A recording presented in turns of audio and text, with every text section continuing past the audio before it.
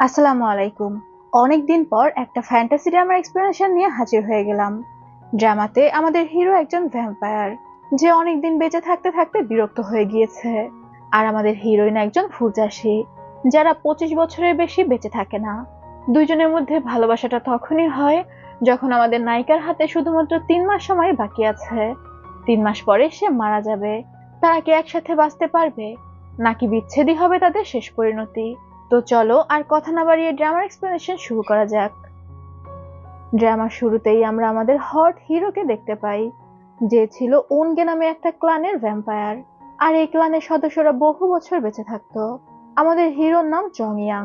চং ইয়াং বহু বছর বাঁচতে বাঁচতে বিরক্ত হয়ে গিয়েছিল। ক্লানের অনেক মেম্বারদেরই এই অবস্থা, কারণ তারা যাদেরকে ভালোবাসতো বা তাদের পার্টনার হিসেবে চয়েস করে নিত, দেখা যেত একটা সময় পরে তো পার্টনাররা মারা যেত, কিন্তু ওরা ঠিকই বেঁচে থাকতো। ওদের ভালোবাসার মানুষকে ওরা চোখের সামনে হারাতে দেখতো। তারা এই জীবনটাকে অভিশপ্ত মনে করত। এই কারণে ওনগে ক্লানের সদস্যরা নিজেদের বুকের মধ্যে এক ধরনের ফুল গাছ লাগাতো, যেটাকে বলা হতো নক্ট্রোস। কারণ নক্ট্রোস গাছে যদি কখনো ফুল ফুটতো, তাহলে ওরা এই অভিশপ্ত জীবন থেকে মুক্তি পেয়ে যেত। আমাদের হিরো তো বাঁচতে বাঁচতে ক্লান্ত হয়ে গিয়েছিল, আর তাই ওর বুকের মধ্যে একটি নক্ট্রোস স্থাপন করে। কিন্তু বহু বছরেও সেই নক্ট্রোস ফুলটা ফোটেনি। এরপরে আমাদের এই ড্রামার হিরোইনকে দেখানো হয়, যার নাম নানজিং। নানজিং ছিল ইয়ান ক্লানের সদস্য, যারা এই পৃথিবীতে সব ফুল চাষ করত। ওদের ক্লানের সমস্যা ছিল ওরা 25 বছরের বেশি কেউ বাঁচত না। তবে নানজিং চাইতো অনেকদিন বেঁচে থাকতে। এই সমস্যার কিন্তু একটা সমাধানও ছিল। ওরা যদি ওনগে ক্লানের কোনো সদস্যকে ওদের প্রেমে ফেলতে পারে, মানে সত্যিকারের ভালোবাসা তৈরি করতে পারে, তাহলে ওরা 70-80 বছর পর্যন্ত বেঁচে থাকতে পারবে। এই কারণে নানজিং বিভিন্ন দেশে পাড়ি দিয়েছে একটা ওনগে ক্লানের ছেলেকে খুঁজে বের করতে। নানজিং একটা চালের উপর বসে বসে আফসোস করছিল, কারণ ওর কাছে আর শুধুমাত্র 3 মাস সময় বাকি আছে। এখনো পর্যন্ত ও ওনগে ক্লানের কোনো ছেলেকে খুঁজে পায়নি। কবেই বা তাকে ওর প্রেমে ফেলবে। এসব ভাবতে ভাবতে নানজিং যখন ড্রিঙ্ক করছিল, তখনই অসাবধানতাবশত ওর হাত কেটে যায়। আর ওর হাতের রক্তের ঘ্রাণে চং ইয়াং অস্থির হয়ে যায়। আসলে ইয়ান ক্লানের সদস্যদের রক্ত ভ্যাম্পায়ারদের কাছে অনেক মূল্যবান ছিল। এই রক্তের মাধ্যমে নক্ট্রোস ফুল ফোটানো যায়। সাথে কোনো ভ্যাম্পায়ার যদি এই রক্ত পান করে, তাহলে সে অনেক শক্তিশালী হয়ে যায়। চং ইয়াং এই রক্তের গন্ধ অনুসরণ করে সেদিকে চলে যায়। এদিকে নানজিং চালের উপর থেকে উঠে যখন যাচ্ছিল, হঠাৎই সে পড়ে যায়। চং ইয়াং দ্রুত গিয়ে নানজিংকে ধরে ফেলে। নানজিং অবাক হয়ে চং ইয়াংকে জিজ্ঞাসা করে, তুমি কে? কিন্তু চং ইয়াং তো নিজের কন্ট্রোলে ছিলই না। ও নানজিং এর গলায় কামড় বসিয়ে দেয়। আর এখানেই সিন কাট হয়। এরপর আমরা নানজিংকে দেখতে পাই যে একটা ঘরের মধ্যে শুয়েছিল। নানজিং এর যখন জ্ঞান ফেরে, ও অবাক হয়ে চিন্তা করতে থাকে ও এখানে কিভাবে আসলো। তখনই আমরা দেখতে পাই চং ইয়াং যখন নানজিংকে কামড় দিতে গিয়েছিল, নানজিং তখন ও চুলের কাঁটা চং ইয়াং এর ঘাড়ের মধ্যে ঢুকিয়ে দেয়। কিন্তু চং ইয়াং এর কিছুই হয় না।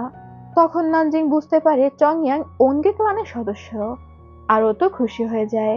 এরই মধ্যে আকাশে পূর্ণ চাঁদ দেখা গেলে নানজিং এর বুকে ব্যথা শুরু হয়ে যায়। নানজিং এর জীবনে কাউন্টডাউন শুরু হয়ে গেল। এখন থেকে ঠিক 3 মাস পর নানজিং মারা যাবে। এটাই ছিল সাইন। ওরা বুঝতে পারতো যে ওদের হাতে খুব অল্প সময় আছে। নানজিং যন্ত্রণায় কাতরাতে কাতরাতে চং ইয়াংকে বলে ওকে বাঁচানোর জন্য। আর এরপরে ও অজ্ঞান হয়ে যায়। নানজিং এর জ্ঞান ফিরতেই চং ইয়াং নানজিং এর কাছে এসে ওর গলা টিপে ধরে, আর বলে খুব দ্রুত এই এরিয়া থেকে চলে যেতে। কারণ নানজিং তার কাছে খুব সুস্বাদু একটা খাবার। তাই ওনগে ক্লানের কেউ যদি নানজিংকে খুঁজে পায়, তাহলে সে চং ইয়াং এর মতো দয়া দেখাবে না। তবে নানজিং জানায় সে তো ওনগে ক্লানের কাউকেই খুঁজছে। একমাত্র ওনগে ক্লানের কেউই তাকে বাঁচাতে পারে। চং ইয়াং তখন বলে, তুমি কিভাবে আশা করলে যে আমি তোমাকে বাঁচাবো? তুমি আমার কাছে রিকোয়েস্ট করছিলে তোমাকে বাঁচানোর জন্য। এবার নানজিং চং ইয়াংকে পুরো ঘটনা খুলে বলে। ওরা তো 25 বছরের বেশি বাঁচে না। তবে চং ইয়াং যদি ওকে সাহায্য করে, তাহলে ও 25 বছরের বেশি বাঁচতে পারে। চং ইয়াং জিজ্ঞাসা করে সেটা কিভাবে। নানজিং জানায় চং ইয়াং যদি নানজিংকে বিয়ে করে, তাহলে নানজিং এর জীবন বেঁচে যাবে। তবে চং ইয়াং তো এক কথায় এই বিষয়টা না করে দেয়। আর ও খুবই মুডি ছিল। ড্রামার ভাষাতে যেটাকে বলে ঠান্ডা হৃদয়ের। যা হোক, চং ইয়াং নানজিংকে ওর ঘর থেকে বের করে দেয়। আর তারপর চলে যায় ওর নক্ট্রোস গাছের কাছে। কারণ নানজিং এর ব্লাডের ঘ্রাণে চং ইয়াং এর কিছু একটা হচ্ছিল, মানে ওর বুকের নক্ট্রোস গাছে। চং ইয়াং সেখান থেকে একজন মাস্টারের কাছে আসে। সে ওনগে ক্লানের মাস্টার। মাস্টারকে জিজ্ঞাসা করে ইয়ান ক্লানের এই মেয়েটার জন্য আমার নক্টাস গাছের ফুল মনে হয় ফুটতে শুরু করেছে। তাহলে কি এই মেয়েটার ব্লাডের মাধ্যমে নক্টাস ফুল ফোটানো সম্ভব? মাস্টার তখন জানায়, এটা তো তোমাকেই খুঁজে বের করতে হবে। তুমি যেহেতু একবার বুঝতে পেরেছো ওর রক্তে তোমার নক্টাস ফুল ফুটছে, তাহলে তুমি চেষ্টা করে দেখো। এদিকে নানজিং খুব টেনশন নিয়ে ফিরে আসে। চংয়াং তার প্রস্তাবে রাজি হয়নি। একটু মাত্র আশা সে খুঁজে পেয়েছিল, সেটাও হয়তো হাওয়ায় মিলিয়ে গেল। তবে নানজিং ফিরে এসে দেখতে পায় কিছু লোক ওর বাড়ি ভাঙচুর করছে। এই লোকেদের পাঠিয়েছিল মিস্টার মেং নামে একজন। নানজিং এর কাছে সে 100টা পদ্ম ফুলের অর্ডার করেছিল, তবে নানজিং সেই পদ্ম ফুলগুলো পৌঁছাতে পারেনি। নানজিং সেখানে এসে বলে, তোমরা যে পদ্ম ফুলগুলো চেয়েছিলে সেগুলো তো আগে ফোটাতে হবে। ওইগুলো অনেক রেয়ার পদ্ম। আমি খুব কষ্ট করে বীজ জোগাড় করেছি এবং সেগুলো রোপণও করে দিয়েছি। অল্প দিনের মধ্যে ফুটে গেলে আমি দিয়ে দিব। তবে ওই লোকেরা নানজিং এর কোনো কথাতেই পাত্তা দেয় না। ওরা নানজিং এর উপরই অ্যাটাক করতে যায়। নানজিং ওর কাটা হাত দিয়ে প্রোটেক্ট করতে গেলে সেই রক্ত ছড়িয়ে যায় এবং এই রক্তের ঘ্রাণের জন্য চংয়াং এর আবার অস্থির লাগতে শুরু করে। চংয়াং বুঝতে পারে নানজিং কোনো বিপদে পড়েছে, আর তখনই ও দ্রুত সেই জায়গাতে চলে আসে যেখানে নানজিং থাকতো। চংয়াং সেখানে এসে নানজিংকে বাঁচিয়ে নেয়, আর তারপর নানজিং এর সাথে ওর ঘরের ভিতরে ঢোকে। নানজিং তো চংয়াংকে দেখে মহা খুশি হয়ে যায়। ও ভাবে চংয়াং হয়তো ওর ডিসিশন চেঞ্জ করেছে, নানজিংকে বিয়ে করতে রাজি আছে। ও খুশি হয়ে বলছিল, আমি অনেক বছর ধরে অনগে ক্লানের কাউকে খুঁজছিলাম, আর দেখো এবার তুমি নিজে থেকে আমার কাছে চলে এসেছো। চংয়াং নানজিং এর ঘরে ঢুকে দেখে ঘরটা অনেক সুন্দর করে সাজানো। যেহেতু নানজিং ফুল চাষী ছিল, ওর পুরো ঘর ভর্তি শুধু ফুল গাছ। চংয়াং কোনো কথা না বলে ওর নক্ট্রস বের করে, আর নানজিং এর হাত কেটে সেখান থেকে রক্ত ওই নক্ট্রসে দিতে থাকে। নানজিং নিজের হাত ঝাড়ি মেরে সরিয়ে নিয়ে বলে, তুমি এগুলো কি করছো? চংয়াং তখন বলে, আমি দেখছি তোমার রক্তের প্রভাবে এই ফুল ফোটে কিনা। নানজিং চংয়াংকে বলে ও এই ফুল ফুটিয়ে দিতে পারে যদি চংয়াং নানজিংকে বিয়ে করতে রাজি হয়। চংয়াং তখন বলে, এই ফুল ফোটানোর পর যদি তুমি বেঁচে থাকো তাহলে অবশ্যই আমি তোমাকে বিয়ে করব। এটা শুনে তো নানজিং এর রাগ হয়ে যায়। ও তখন বলে, আমি তোমার কোনো কথাই শুনছি না। চংয়াং তখন নানজিংকে শক্ত করে ধরে বলে, তোমাকে আমার কথা শুনতেই হবে, না হলে তোমাকে শেষ করা আমার জন্য খুবই সহজ। নানজিং তখন ভয় পেয়ে যায়। এরপরে আমাদের মিস্টার মেংকে দেখানো হয়, যে নানজিং এর কাছে 100 পদ্মের অর্ডার দিয়েছিল। মিস্টার মেং এর অ্যাসিস্ট্যান্ট এসে তাকে জানায় নানজিং এখনো পদ্ম ডেলিভারি দিতে পারেনি। মিস্টার মেং এর 100টা পদ্মের প্রয়োজন ছিল। সে কিছু একটা ওষুধ তৈরি করছিল, সেখান থেকে শুধুমাত্র 20টাই জোগাড় হয়েছে। মিস্টার মেং জানায় আর মাত্র 1 মাস বাকি আছে। 1 মাসের মধ্যে বাকি পদ্মগুলো অবশ্যই জোগাড় করতে হবে। অ্যাসিস্ট্যান্ট মেং এর সাথে কথা বলতে খুবই ভয় পাচ্ছিল। মেং ওই অ্যাসিস্ট্যান্টকে কোনো একটা ওষুধ দেয়, যেটা খাওয়ার পর ও যন্ত্রণায় কাতরাতে কাতরাতে ফ্লোরে শুয়ে পড়ে। মেং তখন ওকে বলে, এখন তুমি আসতে পারো। আর এরপর একটা ছবির দিকে তাকিয়ে বলে, হুয়ালিং, আমি খুব দ্রুত তোমাকে জাগিয়ে তুলবো।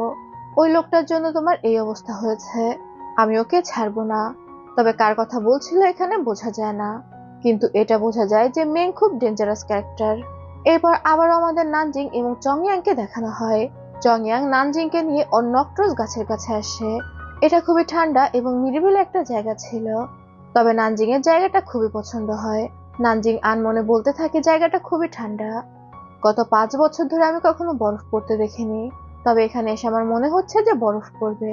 পর মুহূর্তেই আবার নানজিং মন খারাপ করে বলতে থাকে, জানি না জীবনে আর কখনো আমি বরফ পড়া দেখতে পারবো কিনা, আমার হাতে তো খুব অল্প সময়ই আছে। এটা শুনে চংয়াং এর একটু খারাপ লাগে, আর ও নিজের হাতে একটা তুড়ি দেয়। তখন এই তুষারপাত শুরু হয়ে যায়, যেটা দেখে নানজিং অনেক খুশি হয়ে যায়। নানজিং বাচ্চাদের মতো আনন্দ করতে থাকে তুষারপাত দেখে। ও চংয়াংকে বলছিল, দেখো, বলতে না বলতে এখানে তুষারপাত শুরু হয়ে গিয়েছে, তুষারপাত কত সুন্দর। নানজিংকে এত খুশি দেখে চংয়াং এর বেশ ভালো লাগে, তবে ওর ভালো লাগাটা প্রকাশ করে না, নিজেকে গুটিয়ে রাখে। এরপর আমাদের পরদিন সকালের দৃশ্য দেখানো হয়। নানজিং গিয়েছিল মেং এর বাড়িতে পদ্ম ফুল নিয়ে কথা বলতে, কিন্তু গিয়ে দেখতে পাই সেখানে অনেক ভিড়। অনেক লোকেরা এখানে এসেছে মিস্টার মেং এর সাথে দেখা করতে। মিস্টার মেং শহরে বড় একটা হাসপাতাল চালাতো, দানশীল এবং ভালো মানুষ হিসেবে সবার মাঝে পরিচিত। নানজিং সেখানে এসে একজনকে জিজ্ঞাসা করে এখানে কি হয়েছে। ওই লোক জানায় গতকাল রাতে তাওকুন নামে একটা মেয়ে নিখোঁজ হয়ে গিয়েছে, আর ওই মেয়েটির মা এখানে এসে কান্নাকাটি করছে। মিস্টার মেং যাতে তার মেয়েকে খুঁজে দেয়। মেয়েটা ভালোবাসার ফুল খুঁজতে গিয়েছিল। বেশ কয়েক বছর ধরে শহরে একটা গুজব ছড়িয়ে পড়েছে, যদি কোনো মেয়ে ভালোবাসার ফুল কালেক্ট করে কোনো ছেলেকে দেয়, তাহলে সেই ছেলে ওই মেয়ের জন্য পাগল হয়ে যাবে। তাওকুন মিস্টার মেংকে দেখে প্রেমে পড়ে গিয়েছিল। তবে মিস্টার মেং তার আগের ওয়াইফকে খুবই ভালোবাসে, তাই স্বাভাবিকভাবেই সে তাওকুনকে অ্যাকসেপ্ট করে না। এই কারণে তাওকুন ভালোবাসার ফুল খোঁজার উদ্দেশ্যে বের হয়েছিল, আর তারপরেই উধাও হয়ে গিয়েছে। এরই মধ্যে মিস্টার মেং বের হয়ে আসে। তাওকুনের মা কান্নাকাটি করে মিস্টার মেংকে বলে তার মেয়েকে খুঁজে দিতে। তার মেয়ে ছাড়া তার দুনিয়াতে আর কেউই নেই। তখন মেং কথা দেয় সে তাওকুনকে খুঁজে দিবে। এরপর সেখান থেকে সব লোকেরা চলে যায়। নানজিং ভিতরে যেতে চায় মেং এর সাথে কথা বলতে, তবে একজন গার্ড তাকে আটকাচ্ছিল। মেং নানজিংকে ভিতরে আসার অনুমতি দেয়। নানজিং ভিতরে এসে জানায় ও পদ্ম ফুলের বেশ কিছু গাছ লাগিয়েছিল, আর গাছগুলো সুন্দরভাবে বেড়ে উঠছে। হয়তো 1 মাসের মধ্যেই ও মেংকে পদ্ম ফুলগুলোর ডেলিভারি দিতে পারবে। মেং তখন দেখতে পায় নানজিং এর কাঁধে একটা জোনাকি পোকা টাইপ, আর ওই পোকাটা হাত দিয়ে সরিয়ে নেয়। নানজিং এই বিষয়টাতে কিছু মনে করে না, ওর কথা শেষ করে সেখান থেকে চলে যায়। তবে মেং এর নানজিংকে দেখে একটু অদ্ভুত লাগে। মেং একজন গার্ডকে বলে নানজিং এর ব্যাপারে খোঁজ খবর নিতে।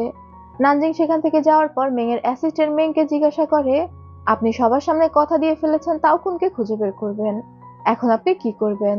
মেং তখন বলে ওর মা তো বলছিল তার মেয়ে ছাড়া তার কেউ নেই, টেস্ট শেষ হলে মেয়েটাকে বের হতে দাও। তার মানে তাওকুন মেং এর কাছেই ছিল। এরপর মেং আর তার অ্যাসিস্ট্যান্ট একটা গোপন ঘরে আসে, আর সেখানেই আমরা তাওকিনকে বাধা অবস্থায় দেখতে পাই। তাওকুন পাগলের মতো করছিল। আসলে মেং এর ওয়াইফ হোয়ালিং অনেক বছর আগে মারা গিয়েছে, কিন্তু মেং তাকে জাগিয়ে তুলতে চায়। এই কারণে সে বিভিন্ন ওষুধ তৈরি করে এবং সেগুলো শহরের মেয়েদের উপর প্রয়োগ করে। তাওকুনকেও সে ধরে এনেছিল ওষুধ প্রয়োগ করার জন্য, এবং কোনো একটা ওষুধের প্রভাবে তাওকুন পাগল হয়ে গিয়েছে।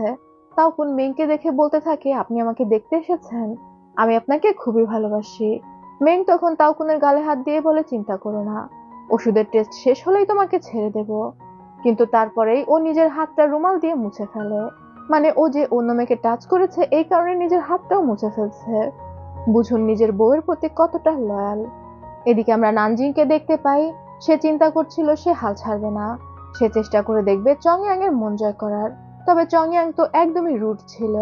চংয়াং এর মনে প্রেম জাগানোর জন্য নানজিং বেশ কিছু রোমান্টিক উপন্যাস নিয়ে আসে, আর সেগুলো চংয়াং এর ঘরে এদিক সেদিকে ছড়িয়ে দেয়। চংয়াং ঘুম থেকে উঠে যখন ও ড্রয়িং রুমে আসে, ওই সব রোমান্টিক উপন্যাসের বইগুলো দেখতে পায়, আর সেগুলো খুলে 2-1 লাইন পড়েই ওর মাথা ধরে যাচ্ছিল। ও বুঝতে পারছিল না এই রোমান্টিক বইগুলো এখানে কোথা থেকে আসলো। তখনই নানজিং কিচেন থেকে বলে, তুমি উঠে গিয়েছো, আমি তোমার জন্য নাস্তা তৈরি করেছি। চংয়াং তখন কিচেনে এসে নানজিংকে জিজ্ঞাসা করে এই বইগুলো কোথা থেকে আসলো। নানজিং জানায় এগুলো চংয়াং এর জন্য নিয়ে এসেছে, যদি চংয়াং এর মনে একটু প্রেম জাগে। এরপর নানজিং জোর করে চংয়াংকে খেতে বসায়, আর যেখানে ও অনেকগুলো ডিশ তৈরি করেছিল, সবই রক্ত দিয়ে। যেহেতু চংয়াং ভ্যাম্পায়ার ছিল, ও তো রক্ত পছন্দ করত। চংয়াং নানজিংকে জিজ্ঞাসা করে সে ঘরে কিভাবে ঢুকলো। তবে নানজিং চংয়াং এর মন জয় করতেই ব্যস্ত ছিল। সে চংয়াং এর কাঁধে হাত রেখে বলে, আগে তুমি খাবারগুলো টেস্ট করো, আমি কত কষ্ট করে তোমার জন্য রান্না করেছি। কিন্তু চংয়াং এর কোনো ভ্রুক্ষেপ হয় না। সে নানজিং এর সাথে কঠোরভাবেই কথা বলতে থাকে। নানজিং চংয়াংকে বলে, আমি এত সুন্দর দেখতে, আমি জানি তুমি কোনোভাবেই আমাকে মরতে দেখতে পারবে না। চংয়াং তখন বলে, আমি বহু বছর ধরে বেঁচে আছি, আর বহু মানুষকে মরতে দেখেছি, কেউ একজন আমার চোখের সামনে মরে গেলে আমার কোনো রকম ফিল হয় না। এটা শুনে নানজিং এর খুব রাগ হয়ে যায়, আর ওর অ্যাপ্রনটা খুলে সেখানে ফেলে রেখে চলে যায়। তবে নানজিং যাওয়ার পর চংয়াং ওই অ্যাপ্রনটা ধরে মুচকি হাসে। ওর হয়তো নানজিংকে একটু একটু ভালো লাগছিল। এদিকে নানজিং ফুঁসতে ফুঁসতে আসছিল আর ভাবছিল, আমি এতটা ইফোর্ট দিলাম কিন্তু কোনো লাভই হলো না। ও এত সুন্দর দেখতে কিন্তু হৃদয়টা কত কঠোর। কিন্তু সেখানেই আমরা তাওকুন নামে ওই মেয়েটাকে বসে থাকতে দেখি, যে একতোড়া ফুল নিয়ে বসেছিল। কিন্তু নানজিং তার পাশ থেকে যাওয়ার পরেই সে নানজিংকে ফলো করতে শুরু করে। নানজিং কোনো কিছুই খেয়াল করেনি, ও ডিরেক্ট নিজের ঘরে এসে বসে যায় এবং চিন্তা করতে থাকে এখনো কি করবে। তখনই ও বুঝতে পারে বাইরে কেউ আছে, আর বাইরে বের হয়েও দেখতে পায় তাওকুন নামে সেই মেয়েটি। ও তাওকুনকে চিনতে পারে কারণ মেঙের বাড়িতে ও তাওকুনের ছবি দেখেছিল। নানজিং এগিয়ে গিয়ে বলে, তাওকুন তুমি এখানে, তোমাকে তোমার মা পাগলের মতো খুঁজছে, তুমি কোথায় গিয়েছিলে, তোমার সাথে কি হয়েছিল। মানে ও তো অস্থির হয়ে অনেকগুলো প্রশ্ন করছে। কিন্তু তাওকুন নানজিং এর দিকে তাকিয়ে বলে, তুমি কত সুন্দর, আমি যদি তোমার মতো সুন্দর হতাম তাহলে মেং আমাকে পছন্দ করতো। এটা বলেই পাশে থাকা একটা দা নিয়ে তাওকুন নানজিং এর উপর আক্রমণ করে দেয়। সে নানজিংকে বলছিল, ওই চেহারা আমাকে দিয়ে দাও, এই সুন্দর চেহারা আমার প্রয়োজন। নানজিং তাওকুনের সাথে পেরে ওঠে না, কারণ তাওকুন একদম অদ্ভুত রকম হয়ে গিয়েছিল, মানে আত্মাদের মতো ব্যবহার করছিল। তবে নানজিং এর উপর যে হামলা হয়েছে, চং ইয়াং এই বিষয়টা বুঝতে পেরে যায়। তাওকুন যখন নানজিংকে মারতেই যাবে, ঠিক সেই সময় চং ইয়াং সেখানে চলে আসে, আরও তাওকুনকে আটকাতে থাকে।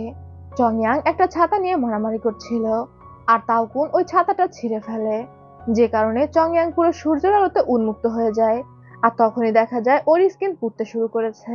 চং ইয়াং তো ছিল ভ্যাম্পায়ার, আর ভ্যাম্পায়াররা তো ডিরেক্ট দিনের আলো সহ্য করতে পারে না। এই বিষয়টা নানজিং বুঝতে পারে, তবে তখনও চং ইয়াং তাওকুনকে ঘায়েল করতে পারেনি। ও আবারও চং ইয়াং এর উপর আক্রমণ করতে আসে। তখন নানজিং সামনে এসে দাঁড়ায়। এটা দেখে চং ইয়াং তার শেষ শক্তি দিয়ে ওই ছাতাটা তাওকুনের পেটের মধ্যে ঢুকিয়ে দেয়, এবং অবশেষে তাওকুন সেখানেই মারা যায়। নানজিং দ্রুত চং ইয়াংকে নিয়ে ভিতরে আসে, আর ওকে বরফ পানির মধ্যে বসিয়ে দেয়, কারণ চং ইয়াং এর স্কিনের অনেক জায়গায় পুড়ে গিয়েছে, সাথে চং ইয়াং অনেকটা দুর্বল হয়ে গিয়েছিল। এবার নানজিং চিন্তা করে কিভাবে সে চং ইয়াংকে বাঁচাতে পারে। তখন ওর মনে হয় ওর রক্ত থেকে তো চং ইয়াং অনেক শক্তি পাবে। তাওকুনের অ্যাটাকের কারণে নানজিং এর ঠোঁট তো কেটে গিয়েছিল, তাই নানজিং ইচ্ছা করে চং ইয়াংকে কিস করে দেয়।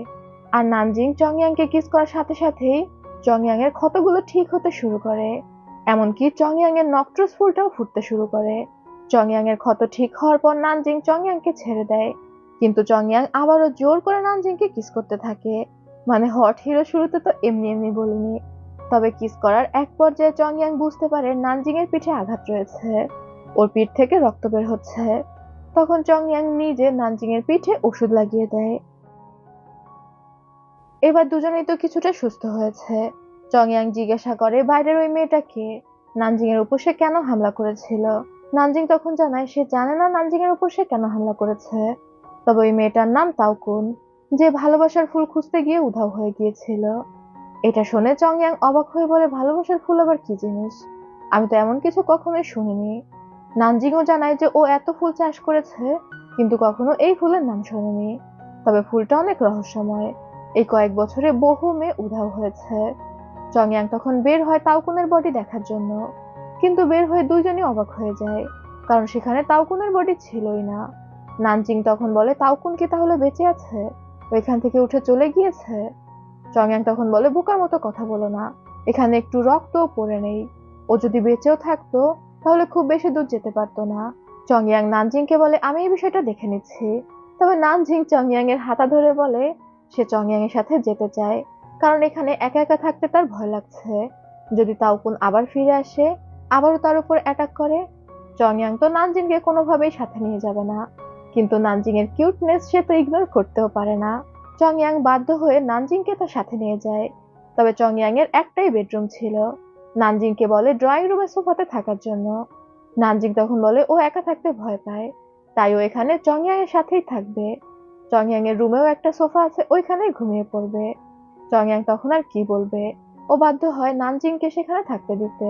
চং ইয়াং যখন ওর ঘর থেকে বের হয়ে আসে, তখন দেখা যায় মেং নামে সেই ছেলেটা ওর সাথে দেখা করতে এসেছে।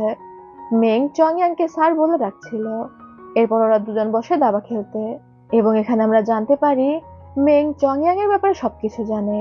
মেং একজন মানুষ, আর ওদের পরিবার বহু বছর ধরে চং ইয়াংদের সেও যত্ন করে আসছে।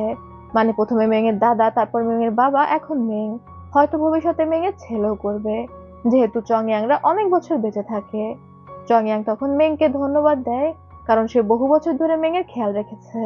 শহরে যে হসপিটালটা মেং চালাতো, যার জন্য ও শহরবাসীর কাছে পুরো হিরো সেজেছিল, সেই হসপিটালটা আসলে চং ইয়াং এর ছিল, এবং হসপিটালের ওষুধপত্র, টাকা পয়সা সবকিছুর খরচ চং ইয়াংই দিত। কথায় কথায় চং ইয়াং মেংকে বলে, সামনেই তো তোমার ওয়াইফ হুয়ালিং এর মৃত্যুবার্ষিকী, তুমি কি কোনো অনুষ্ঠান করতে চাচ্ছ। মেং তখন বলে, আমার ওয়াইফ তো মারা যায়নি, ও শুধুমাত্র কোমাতে আছে। চং ইয়াং তখন বলে, অনেক বছর তো হয়েছে, এই বিষয়টা এখন বাদ দাও, তুমি কি এখনো আমার উপর রেগে আছো। তুমি বিশ্বাস করো সেদিন আমি তোমার ওয়াইফকে বাঁচাইনি, কারণ আমার নিজস্ব কারণ ছিল। মেং তখন বলে, আমি আপনাকে বিশ্বাস করি, অবশ্যই আপনার অসুবিধা ছিল বলে সেদিন আপনি আমাকে সাহায্য করেননি। তখন আমরা পাস্টের একটা দৃশ্য থেকে দেখতে পাই ওয়ালিংকে আহত অবস্থায় নিয়ে মেং চং ইয়াং এর কাছে এসেছিল, কিন্তু চং ইয়াং ডিরেক্ট জানায় সে মেংকে কোনো সাহায্য করতে পারবে না। মেং অনেক আকুতি মিনতি করলেও চং ইয়াং তাকে সাহায্য করেনি। এই কারণে চং ইয়াং এর উপরে মেং এর প্রচন্ড রাগ ছিল। ওই যে মেং বলছিল যে ওই লোকটার জন্যই তোমার আজ এই অবস্থা, সে সেখানে চং ইয়াং এর কথাই বলছিল। তার মানে মেং এর মধ্যে এখনো চং ইয়াং এর জন্য প্রতিহিংসা তো ছিলই। তবে চং ইয়াং এই বিষয়টা জানতো না। এরপরে দেখা যায় নানজিং আর চং ইয়াং এক রুমে ঘুমাচ্ছিল, কিন্তু মাঝরাতে নানজিং এর ঘুম ভেঙে যায়। আর ও চং ইয়াংকে খাটে শুয়ে থাকতে দেখে আস্তে আস্তে চং ইয়াং এর কাছে যায়। চং ইয়াং এর বডিতে আঙুল বুলাচ্ছিল। চং ইয়াং তখন জেগে যায়। নানজিং তো ভয়ে দ্রুত সরে যেতে চায়। চং ইয়াং তখন নানজিংকে ধরে বলে, যেহেতু তুমি আর বেশি দিন অপেক্ষা করতে পারছো না, তাহলে চলো, তোমার যেটা প্রয়োজন সেটা আমি আজ রাতেই তোমাকে দিয়ে দিচ্ছি। নানজিং তখন অনেকটা লজ্জা পেয়ে যায়। ও কোনোভাবে চং ইয়াং থেকে নিজেকে ছাড়িয়ে বলে, আমার ওয়াশরুমে যাওয়া প্রয়োজন। এটা বলেই বের হয়ে যাচ্ছিল। ঠিক তখনই বাইরে থেকে একটা ছেলে আর একটা মেয়ে চং ইয়াং এর দরজা খোলে এবং ভিতরে নানজিংকে দেখে পুরো চিৎকার দিয়ে ওঠে। এরপর আমাদের পরদিন সকালবেলার দৃশ্য দেখানো হয়। চারজনের সোফায় বসে আছে। এই ছেলেটার নাম শেং আর মেয়েটার নাম ইং। ওরা চং ইয়াং এর ভাই বোন। ইং চং ইয়াং এর আপন বোন না, তবে এই ছেলেটা চং ইয়াং এর আপন ভাই। এদিকে নানজিন অবাক হয়ে ইং এর দিকে তাকিয়ে বলছে, আপনি তো সেই ফেমাস সুপারস্টার, তাই না? মানে ইং হয়তো কোনো নায়িকা বা মডেল ছিল, কিন্তু ইং এর নানজিংকে একদমই ভালো লাগে না। মনে হচ্ছিল যে ও নানজিংকে হিংসা করছে। এদিকে শেং তো পুরো কান্নাই করে ফেলেছে। সে চং ইয়াংকে বলছিল, এই মেয়েটাকে তোমার ঘরে অত রাতে কি করছিল? নানজিং তখন ভয়ে ভয়ে বলতে থাকে, আমি আসলে এই ঘরে দেখাশোনা করি, তোমার ভাইয়ের জন্য বাগানে ফুলের পরিচর্যা করি, আমি একজন মালি। কিন্তু তখনই চং ইয়াং বলে ওঠে, হ্যাঁ, আমরা দুজন কাপল, আমরা একে অপরকে ভালোবাসি। এটা শুনে তো ইং শকড হয়ে যায়, সাথে শেংও। সে বলে, এত বছর আমি কোনোদিন দেখিনি তুমি কোনো মেয়েকে পছন্দ করেছো। এই মেয়েটার মধ্যে এমন কি আছে যে তুমি তাকে পছন্দ করো? চং ইয়াং তখন বলে, ওকে যখন আমি হাসতে দেখি তখন আমার অন্যরকম ভালো লাগা কাজ করে। ও অনেক সাহসী, যে কাউকে বাঁচানোর জন্য ও নিজেকেও বিপদের মধ্যে ফেলে দিতে পারে। ও যখন আমার পাশে থাকে তখন আমার নিজেকে অনেক সুখী মনে হয়, তাই আমি ওকে ভালোবাসি। কিন্তু এগুলো শুনে শেং আর ইং এর তো একদমই ভালো লাগে না। ওরা বলতে থাকে, আমরা তো তোমার পরিবার আছি, তাহলে কেন তোমার ওকে প্রয়োজন? চং ইয়াং তখন বলে, তুমি অনেকদিন পর ফিরে এসেছো, রেস্ট করো, তোমার খাবার দাবারের ব্যবস্থা করছি।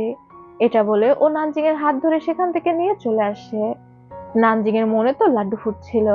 ও ঘরে এসে চং ইয়াংকে বলে, তুমি নিচে যা যা বলে সেগুলো কি সত্যি? সত্যি কি তুমি আমাকে পছন্দ করো? চং ইয়াং তখন বলে, একদমই না, আমি আমার ভাইয়ের সামনে মিথ্যা কথা বলেছি, যাতে এগুলো নিয়ে সে আর কথা না বাড়ায়। এটা শুনে নানজিং এর আবারও মনটা খারাপ হয়ে যায়। চং ইয়াং নানজিংকে বলে, তুমি শেংকে নক্ট্রসের ব্যাপারে কিছু জানিও না, আর তুমি যে ইয়ান ক্লানের সদস্য এটাও জানিও না। কোনো অনগে ক্লানের সদস্য যেন জানতে না পারে তুমি ইয়ান ক্লানের। তবে নানজিং এর তো প্রচন্ড মন খারাপ হয়ে গিয়েছিল। সে রেগে চং ইয়াং এর ঘর থেকে বের হয়ে আসে। ওর আগে ফুঁসতে ফুঁসতে বলছিল, তোমাকে মিথ্যা বলতে কে বলেছে? আমাকে তোমার পছন্দ করার দরকার নেই, আমিও তোমাকে পছন্দ করি না। ঠিক তখনই শেং ওর সামনে এসে দাঁড়ায়। শেং চেয়েছিল নানজিংকে ভয় পাওয়াতে, ভেবেছিল ও সাধারণ কোনো মেয়ে। তবে নানজিং শেংকে দেখে ওর কাঁধে একটা থাপ্পড় মেরে বলে, আরে তুমি আমার ছোট ভাই, বলো কি বলতে এসেছো? শেং বলে, আমার ভাইয়ের থেকে দূরে থাকো, আমার ভাইয়ের ফ্যামিলি আমি আছি, তোমাকে আর প্রয়োজন নেই। নানজিং তখন বলে, তুমি কি বোকা? তুমি তো ওর ফ্যামিলি, ফ্যামিলি কি সবকিছু হয়? একজন রোমান্টিক পার্টনারও তো দরকার হয়। আজকে থেকে তুমি আমাকে ভাবি বলে ডাকবে। চলো, আমি তোমাকে পুরো ঘটনা খুলে বলছি। শেং তো পুরো হতভম্ব হয়ে গিয়েছিল। নানজিং শেংকে নিয়ে চলে আসে আর ওরা একসাথে অনেক ড্রিঙ্ক করে। ড্রিঙ্ক করতে করতে নানজিং শেংকে সত্যি কথা বলে দিচ্ছিল, তবে শেং কিছু না শুনে সেখানে ঘুমিয়ে পড়ে, যেহেতু অনেক ড্রিঙ্ক করে ফেলেছিল। নানজিংও তো অনেক ড্রিঙ্ক করেছে, আর ড্রিঙ্ক করতে করতে ওর শেংকে দেখে চং ইয়াং এর কথা মনে হয়। মানে সেখানে তো শেং শুয়েছিল, কিন্তু নানজিং এর মনে হচ্ছিল যে চং ইয়াং শুয়ে আছে। ও তখন শেং এর মুখে হাত দিতে যায়। ঠিক সেই সময় চং ইয়াং এসে নানজিংকে ধরে ফেলে। ও চাচ্ছিল না নানজিং শেংকে টাচ করুক।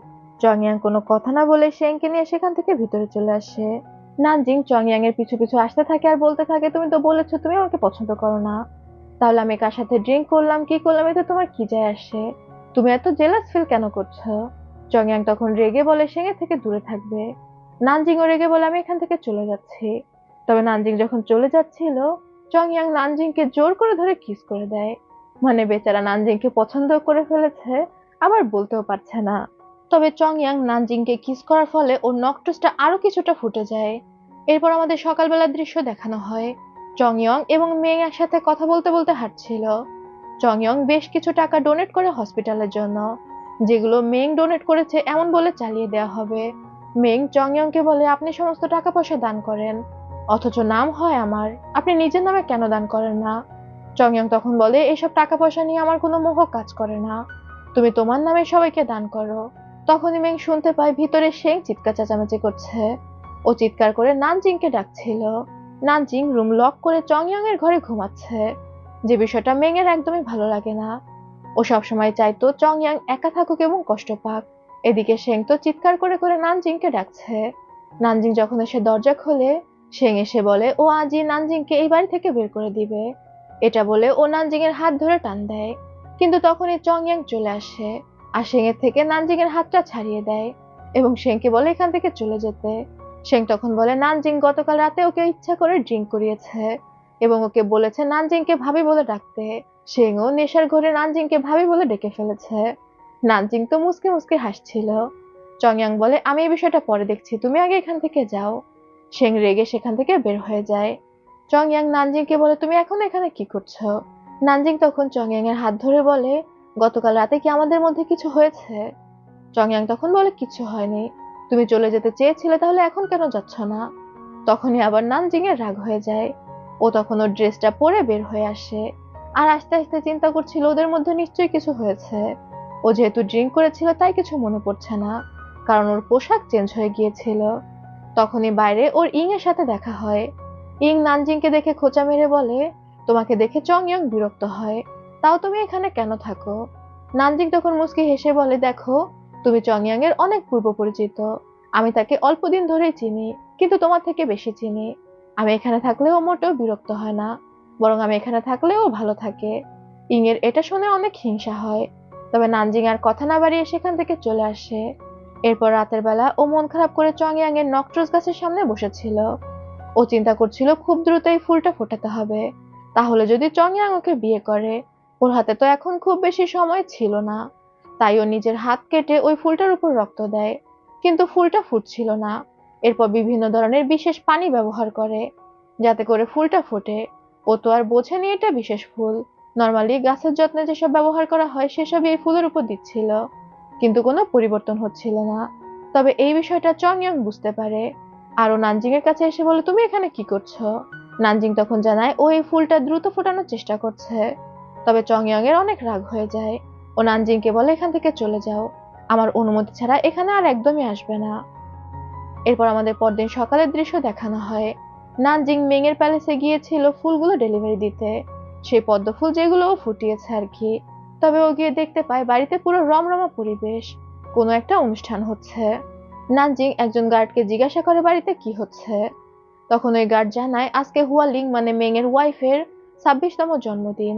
নানজিং এর থেকে যে পদ্মগুলো নিয়েছে মানে 100টা পদ্ম, সেটা মেং হুয়ালিং এর জন্যই আনিয়েছিল, কারণ হুয়ালিং পদ্ম ফুল পছন্দ করত। মেং এর এমন ভালোবাসা দেখে নানজিং তো পুরো মুগ্ধ হয়ে যাচ্ছিল। নানজিং যখন সেখান থেকে ফিরে যাচ্ছিল তখন ও দুজন গার্ডকে কথা বলতে শোনে।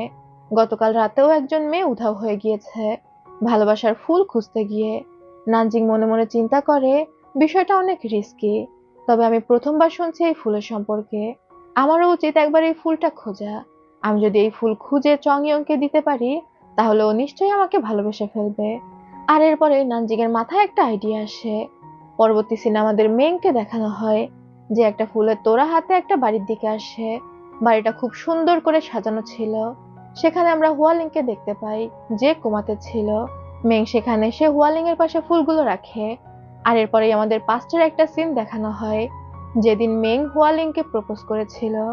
জায়গাটা ছিল ওদের প্রথম দেখা হওয়ার জায়গা।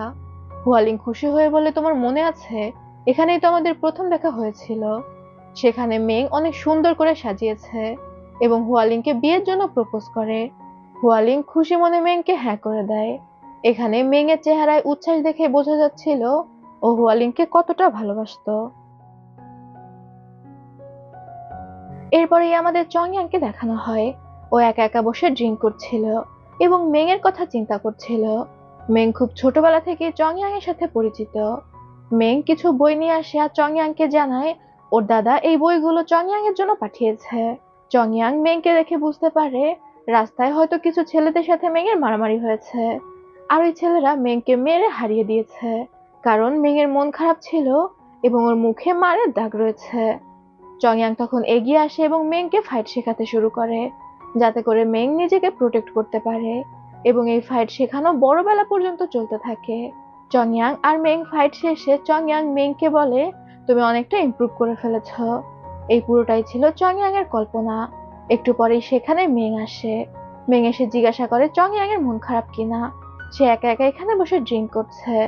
চংয়াং তখন বলে, তুমি আমার সাথে বসে একটু ড্রিঙ্ক করো, কতদিন হয়ে গিয়েছে আমরা একসাথে ড্রিঙ্ক করি না। মেং তখন বলে, হ্যাঁ প্রায় 3 বছর হয়ে গিয়েছে। চংয়াং ড্রিঙ্ক করতে করতে মেংকে বলে, হুয়ালিং এর মৃত্যুর পর থেকেই তুমি পুরো চেঞ্জ হয়ে গিয়েছো, অনেকটা চুপচাপ। আমি জানি আজ হুয়ালিং এর জন্মদিন, তাই আমি চেয়েছি তুমি আমার সাথে বসে ড্রিঙ্ক করো, একা একা বসে ওর কথা চিন্তা করে কষ্ট না পাও। মেং কোনো কথা না বলে চুপ করে থাকে। এরপর চংয়াং নিজের ঘরে ফিরে আসে আর সেখানে একটা নোট খুঁজে পায়, যেখানে লেখা ছিল আগামীকাল রাত 9টার সময় আমি হিল টপে তোমার জন্য অপেক্ষা করব। চংয়াং নোটটা নষ্ট করে ফেলে। এদিকে আমরা নানজিংকে দেখতে পাই যে একটা আলো নিয়ে বাঁশঝাড়ের মধ্যে দিয়ে হাঁটছে। নানজিংই আসলে চংয়াংকে ওই নোটটা দিয়ে এসেছিল, কারণ ও এখানে ভালোবাসার ফুল খুঁজতে এসেছে, আর চংয়াংও তো এই বিষয়টা নিয়ে ইনভেস্টিগেশন করতে চেয়েছিল।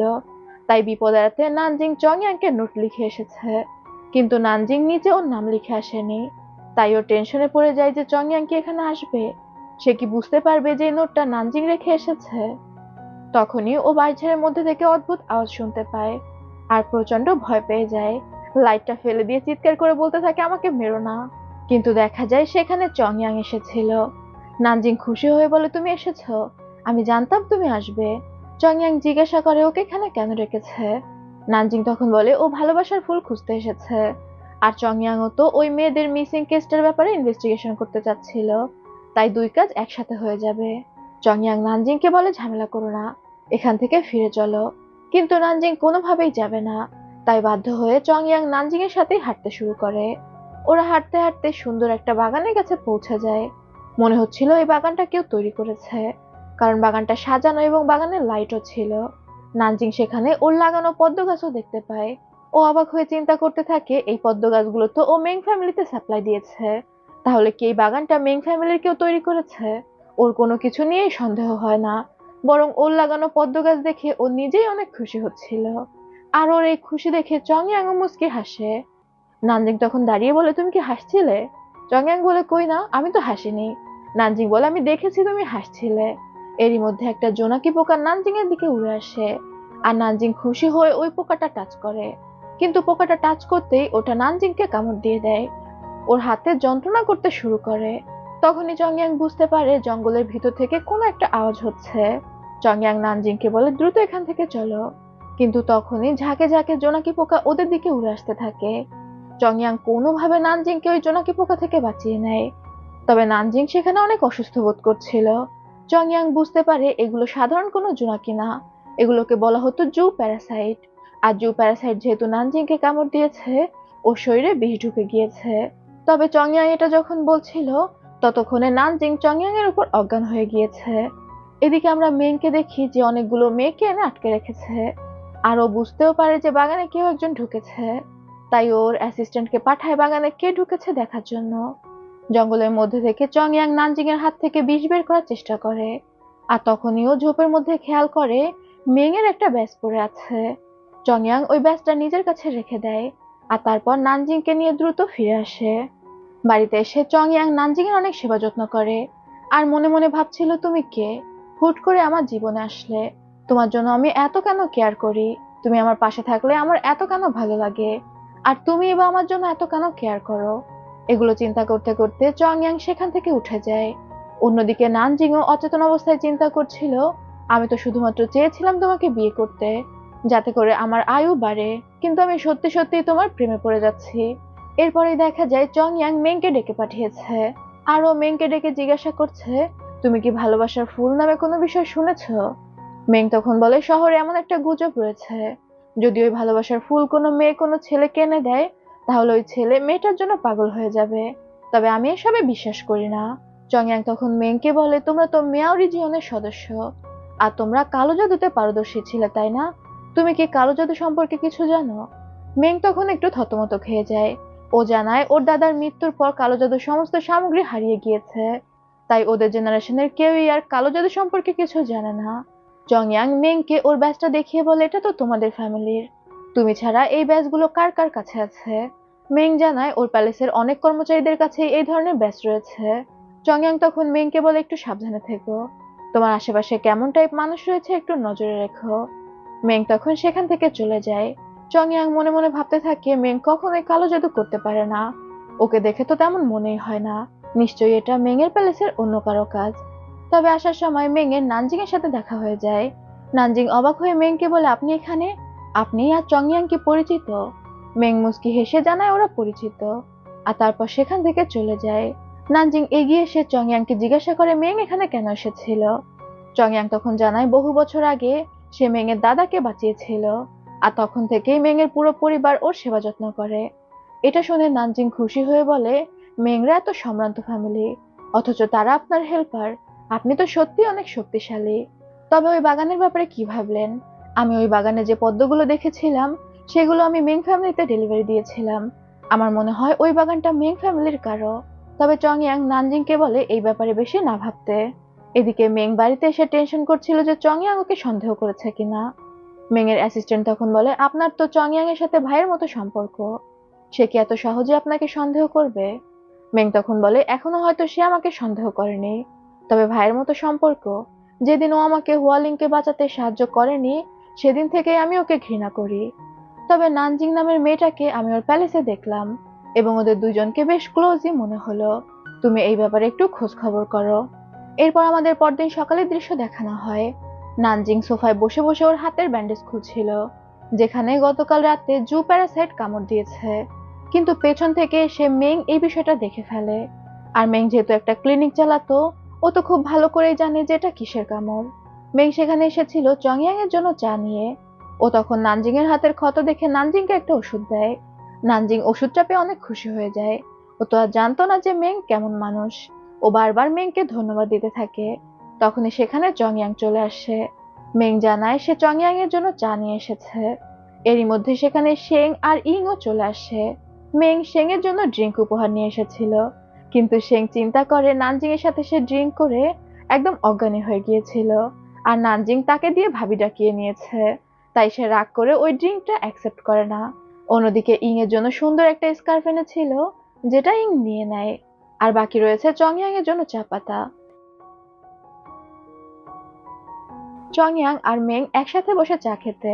চংয়াং মেংকে বলে, অনেক বছর হয়েছে হুয়ালিং মারা গিয়েছে, এখন তো এই বিষয়গুলো বাদ দেওয়া উচিত, তোমার উচিত সামনে এগিয়ে যাওয়া।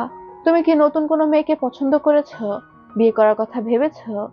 মেং তখন চংয়াংকে বলে, আপনার প্যালেসে আমি নতুন একটা মেয়েকে দেখেছি। চংয়াং বলে, নানজিং তুমি কি ওকে পছন্দ করো?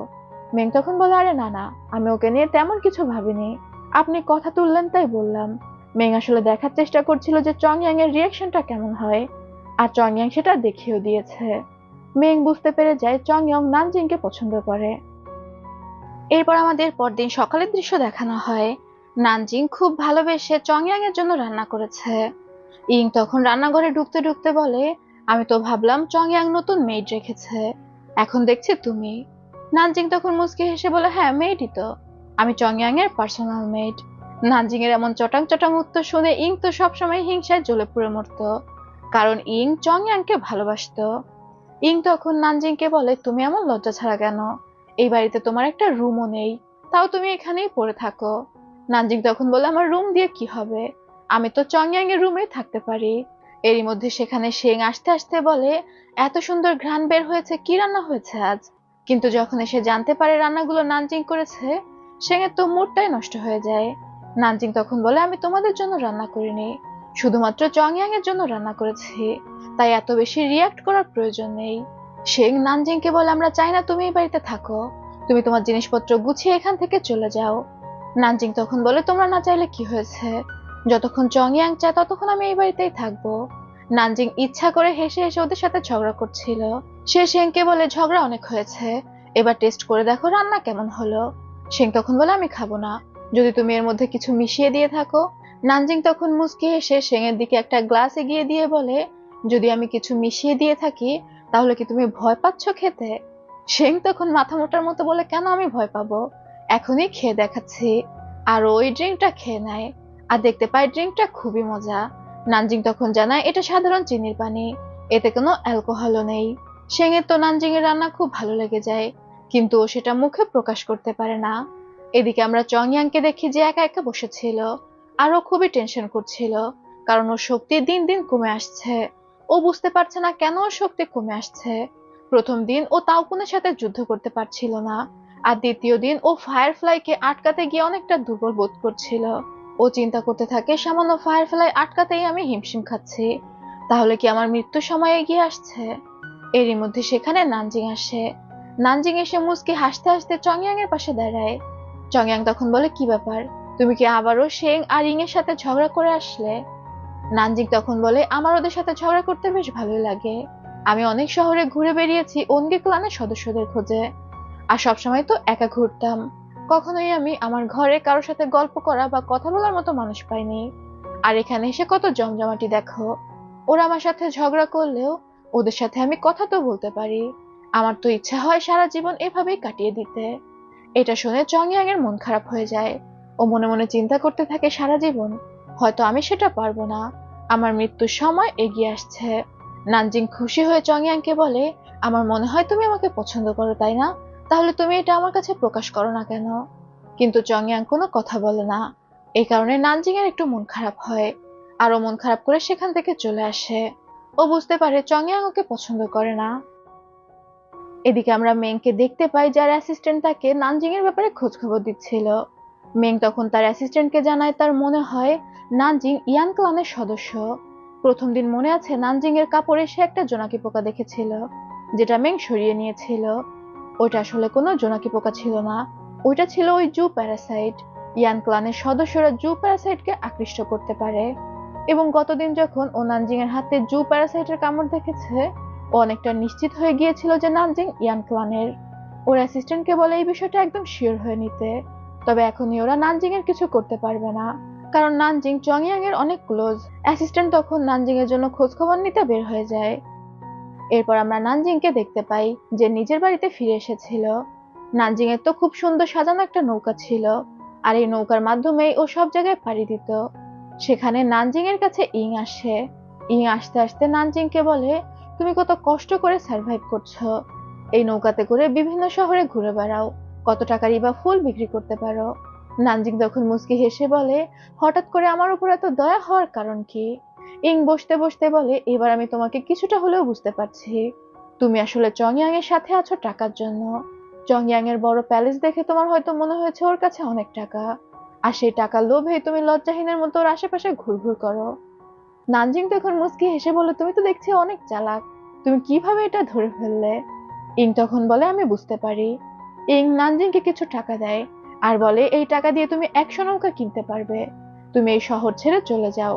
নানজিং তখন বলে, এটা অনেক ভালো ডিল, কিন্তু আমার টার্গেট তো 100 নৌকা না, আমার টার্গেট 1000 অথবা তার বেশি নৌকা, মানে আরো বেশি টাকা দাবি করে। ইং তখন বলে, তুমি এত লোভী কেন? এমনিতেই তো আমি তোমাকে যথেষ্ট টাকা দিয়েছি। নানজিং টাকাগুলো ফেরত দিয়ে বলে, চংয়াং এর সাথে থাকলে আমি এর থেকে অনেক বেশি কিছু পাবো, তাহলে এই অল্প কিছু টাকা নিয়ে শহর থেকে চলে যাওয়ার মানে কি? এবার ইং রেগে গিয়ে নানজিংকে বলে, তুমি শহর থেকে যাবে কিনা বলো, আমি তোমাকে শেষবারের মতো বলছি। নানজিং জানিয়ে দেয় ও এই শহর থেকে কোথাও যাবে না, এই শহরটা তো আর ইং এর বাপের সম্পত্তি না, ওর যতদিন মন চায় ও এখানেই থাকবে। ইং তখন রেগে সেখান থেকে চলে যায়। এরপরে আমাদের রাতের বেলার দৃশ্য দেখানো হয়। চংয়াং আর মেং গল্প করতে করতে হাঁটছিল। এদিকে নানজিং এর প্রচন্ড মন খারাপ, ও ড্রিঙ্ক করতে করতে একটা ফাঁকা রাস্তা দিয়ে হাঁটছে। তখনই দুইটা গুন্ডা ওর উপর অ্যাটাক করে দেয়। নানজিং বলে, ওর কাছে কোনো টাকা নেই, এই গুন্ডাগুলো ওর উপর কেন অ্যাটাক করছে? গুন্ডাগুলো তখন বলে, ওদেরকে কেউ টাকা দিয়েছে নানজিংকে ভয় দেখিয়ে শহর থেকে তাড়িয়ে দেওয়ার জন্য, আর যদি তাতে নানজিং রাজি না হয় তাহলে ওকে মেরেও ফেলতে পারে। নানজিং তখন বলে, আমি এই শহর থেকে চলে যাব, দয়া করে আমার কোনো ক্ষতি করো না। কিন্তু সেখানকার একটা গুন্ডা বলে, ও তো দেখতে অনেক সুন্দর, ওকে অন্য কাজে লাগানো যায়। নানজিং ভয়ে সেখান থেকে পালানোর চেষ্টা করে, কিন্তু ছেলে দুটো ওকে ধরে ফেলে এবং ওকে কিডন্যাপ করে নেওয়ার চেষ্টা করে। নানজিং চিৎকার দিয়ে সাহায্য চায়, আর চংয়াং ওই চিৎকারটা শুনতে পেয়ে যায়। গুন্ডাগুলো তো নানজিং এর মুখ বেঁধে ফেলেছিল, কিন্তু সঠিক সময়ে চংয়াং আর মেং সেখানে চলে আসে। চংয়াং ওই গুন্ডাগুলোকে ইচ্ছা মতো ধুলাই দিয়ে জিজ্ঞাসা করে ওদেরকে কে পাঠিয়েছে। ওই গুন্ডাগুলো তখন বলে একটা মেয়ে ওদেরকে ভাড়া করেছে, সে একজন সুপারস্টার। অন্যজন বলে তার নাম হয়তো ইং। চংয়াং তখন ওদেরকে সেখান থেকে চলে যেতে বলে, তবে ইং যে পাঠিয়েছে এটা তো নানজিংও আগে টের পেয়েছিল। এদিকে মেং নানজিং এর দিকে হাত বাড়িয়ে দেয়। নানজিং মেং এর হাত ধরে উঠে দাঁড়ায়। দেখা যায় চংয়াংও হাত বাড়িয়ে দাঁড়িয়েছিল, কিন্তু নানজিং তো মেং এর হাত ধরে উঠে গিয়েছে। নানজিং চংয়াংকে বলে এই গুন্ডাগুলোকে ইং পাঠিয়েছে, আমি আশা করি আপনি এটা যথাযথ এক্সপ্লেনেশন দিবেন। চংয়াং নানজিংকে বলে তুমি আমার সাথে এভাবে কেন কথা বলছো। নানজিং কোনো কথা না বাড়িয়ে সেখান থেকে চলে যেতে চায়। মেং নানজিংকে বলে সে পৌঁছে দিবে কিনা, তবে নানজিং মেংকে ধন্যবাদ দিয়ে একা একাই সেখান থেকে চলে যায়। চংয়াং এর বিষয়টা অনেক খারাপ লাগে, আর মেংও এই বিষয়টা বুঝতে পারে। ও মনে মনে চিন্তা করতে থাকে খুবই ভালো, তুমি যত বেশি ওর প্রেমে পড়বে তত বেশি তোমার দুঃখ হবে। আমি যে দুঃখটা পেয়েছি সেই দুঃখ ফিল করার জন্য তৈরি হয়ে যাও। চংয়াং ইংকে ডেকে জিজ্ঞাসা করে ও কি দুইজন গুন্ডা ভাড়া করে নানজিংকে এই শহর থেকে তাড়ানোর চেষ্টা করেছে কিনা। প্রথমে তো ইং ইতস্তত করছিল। চংয়াং ঝাড়ি মেরে বলে আমি তোমাকে মিথ্যা বলা শিখাইনি, তাই সত্যিটা বলো। ইং এবার স্বীকার করে যে ও নানজিংকে হিংসা করে। নানজিং সারাক্ষণ চংয়াং এর আশেপাশে ঘুরঘুর করে, এটা ওর একদমই পছন্দ না। তাই ও গুন্ডা ভাড়া করেছিল যাতে ওই গুন্ডারা নানজিংকে ভয় দেখিয়ে শহর থেকে তাড়িয়ে দেয়। চংয়াং তখন বলে নেক্সট টাইম নানজিংকে দেখলে ওর কাছে ক্ষমা চাইবে, এখন এখান থেকে চলে যাও। ইং রাগে ফুঁসতে ফুঁসতে সেখান থেকে চলে যায়।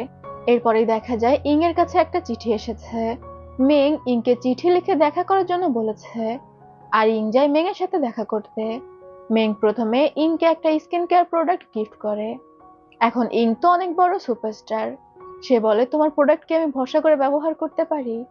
মেং জানা একবার ব্যবহার করেই দেখুন, আপনি এটার প্রেমে পড়ে যাবেন। এরপর মেং ইংকে জিজ্ঞাসা করে সে নানজিংকে কেন পছন্দ করে না, দুইজন গুন্ডা ভাড়া করে সে নানজিংকে কেন তাড়াতে চাচ্ছিল। এটা শুনে ইং রেগে যায়, বলে যে তুমি নিজের চরকায় তেল দাও, তুমি কেন আমার বিষয় নিয়ে ইন্টারফেয়ার করছো। তুমি ভুলে যেও না তুমি চংয়াং এর চাকর। এটা শুনে মেং এর একটু খারাপ লাগে। সে ইংকে জিজ্ঞাসা করে আপনি চংয়াং এর কে। ইং তখন বলে আমার যখন 8 বছর বয়স তখন চংয়াং আমাকে নিয়ে এসেছে, আমি ওর ফ্যামিলি মেম্বার।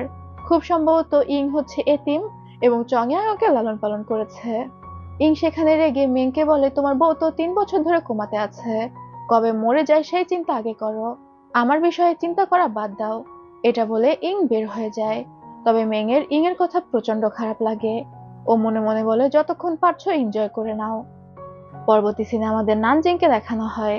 ও মন খারাপ করে চংয়াং এর বাগানে বসেছিল, যেখানে চংয়াং এর নক্ট্রোস। আর ও মনে মনে চিন্তা করছিল ও হয়তো নক্ট্রোসটা আর ফোটাতে পারবে না, কারণ ওর হাতে খুব কমই সময় আছে, খুব দ্রুত ও মারা যাবে। অন্যদিকে আমরা চংয়াংকে দেখতে পাই, ওর কেমন যেন অদ্ভুত ফিল হচ্ছিল, নানজিং এর জন্য খারাপ লাগছিল।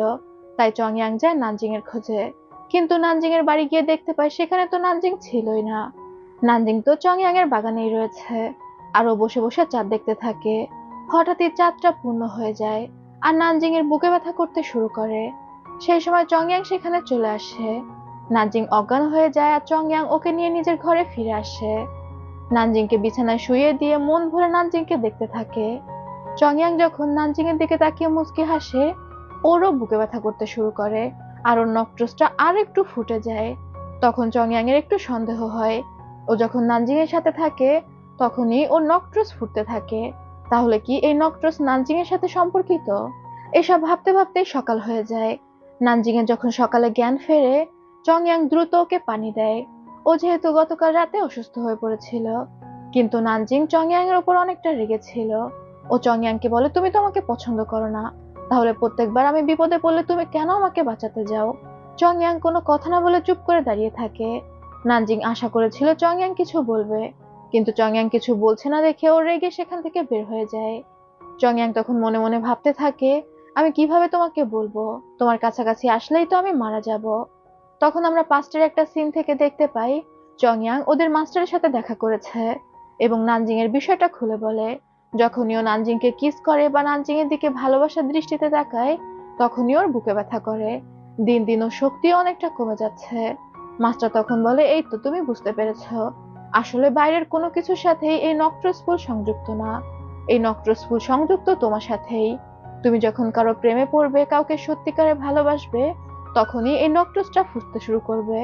এটাই তো অঙ্গিক্লানের অভিশাপ। তুমি যখনই কারো প্রেমে পড়বে, দুর্বল হতে থাকবে। আর একটা সময় তোমার শক্তি কমতে কমতে সাধারণ মানুষের মতো হয়ে যাবে। তখন তোমার সূর্যের আলোতেও কোনো সমস্যা হবে না। আর এই বিষয়টা জানার পর স্বাভাবিকভাবে চংয়াং অনেকটা চিন্তিত হয়ে পড়ে। ও কনফিউজড হয়ে গিয়েছিল যে ও এখন কি করবে। ও তো এবার নানজিংকে ভালোবেসে বাঁচার চিন্তা করছিল। চংয়াং সেখানে চুপচাপ দাঁড়িয়ে নানজিংকে বের হয়ে যেতে দেখে। এরপর আমাদের পরদিন সকালের দৃশ্য দেখানো হয়। নানজিং এর কাছে মেং আসে দেখা করতে। নানজিং মেংকে দেখে অবাক হয়ে জিজ্ঞাসা করে, মেং এখানে কেন এসেছে? মেং তখন জানায়, ওই দিক থেকেই যাচ্ছিল। ও শুনেছে নানজিং এর বাড়িতে অনেক গাছ রয়েছে, তাই নানজিং এর বাগান দেখার জন্য এখানে এসেছে। নানজিং এই বিষয়টা নিয়ে খুব একটা কথা বাড়ায় না। তবে মেং এসেছিল নানজিংকে পরীক্ষা করতে। ওর হাতের মধ্যে থেকে একটা জু প্যারাসাইট বের করে দেয়, যেটা সত্যি সত্যি নানজিং এর গায়ে গিয়ে বসে। নানজিং পোকা ভেবে নিজের গা থেকে প্যারাসাইটটা সরিয়ে দেয়। আর এরপর ওরা বসে চা খেতে। মেং নানজিং এর জন্য একটা ক্রিম নিয়ে এসেছিল, যে ক্রিম ও ইংকে উপহার দিয়েছে। নানজিং তো প্রথমে সেটা নিতে চায় না, তবে মেং এর জোরাজুরিতে নিতে বাধ্য হয়। এরই মধ্যে মেং খেয়াল করে জু প্যারাসাইটটা নানজিং এর ঘাড়ের মধ্যে দিয়ে নানজিং এর বডিতে প্রবেশ করেছে। তখনও মনে মনে চিন্তা করে, তার মানে তুমি ইয়ান ক্লানের সদস্য। তোমাকেই তো আমি এতদিন ধরে খুঁজছিলাম। তোমার শরীরে আমি গোল্ডেন জু প্যারাসাইট লালন করতে পারবো, যার মাধ্যমে আমি আমার হুয়ালিংকে জাগাতে পারবো। এতদিন ধরে মেং বিভিন্ন মেয়েদের কিডন্যাপ করত, শুধুমাত্র ইয়ান ক্লানের একটা মেয়েকে খুঁজে পাবে এই আশায়। এবং গোল্ডেন জু প্যারাসাইট দিয়ে এই মেয়েদের টেস্ট করা হতো, তবে কারো শরীরেই এই প্যারাসাইটটা বাঁচতে পারেনি, যে কারণে মেয়েগুলো এরকম অদ্ভুত রকম হয়ে যেত। শুধুমাত্র ইয়ান ক্লানের কোনো মেম্বারের মধ্যেই ওই প্যারাসাইট বাঁচতে পারবে। মেয়ে এতদিন যা খুঁজছিল পেয়ে গিয়েছে, এক ঢিলে দুই পাখি। এদিকে আমরা চংয়াংকে দেখতে পাই যে একা একা বসেছিল, আর ওর বেশ মন খারাপ। শেং ওর কাছে এসে বলে, ওই মেয়েটা কোথায়, যে সারাদিন আমাদের ঘরে ঘুরে বেড়ায় আর ভালো ভালো রান্না করে? চংয়াং তখন বলে, নানজিং চলে গিয়েছে। এটা শুনে শেং একটু শকড হয়। ও বলে, আমি তো ভেবেছিলাম মেয়েটা কখনোই এখান থেকে যাবে না। আচ্ছা যা হোক, ইং ও ঘর থেকে বের হচ্ছে না। এখন আমি কি খাবো? তুমি এক কাজ করো, তুমি ওকে ডেকে নাও আমার জন্য রান্না করতে। চংয়াং তখন বলে, সম্ভব না, ওকে এখন আর ডাকা যাবে না। শেং বলে, তাহলে আমি কি খাবো? তুমি কোনো একটা ব্যবস্থা করো। তবে একটু পরে দেখা যায় চংয়াং চলে গিয়েছে নানজিং এর বাড়িতে। নানজিং তখন একা একা বসে খাবার খাচ্ছিল। চংয়াং সেখানে গিয়ে বলে, শেং এর ক্ষুধা লেগেছে, ও চায় তুমি ওর জন্য কিছু রান্না করে দাও। নানজিং তখন বলে, আমি কি তোমার ভাইয়ের শেফ নাকি? ও চাইলেই আমি রান্না করে দিব। চংয়াং খেয়াল করে টেবিলের উপর একটা ক্রিমের কৌটা, যেখানে মেং এর সিল লাগানো রয়েছে। ও জিজ্ঞাসা করে, মেং এখানে এসেছিল? নানজিং জানা এসেছিল ওর সাথে দেখা করতে।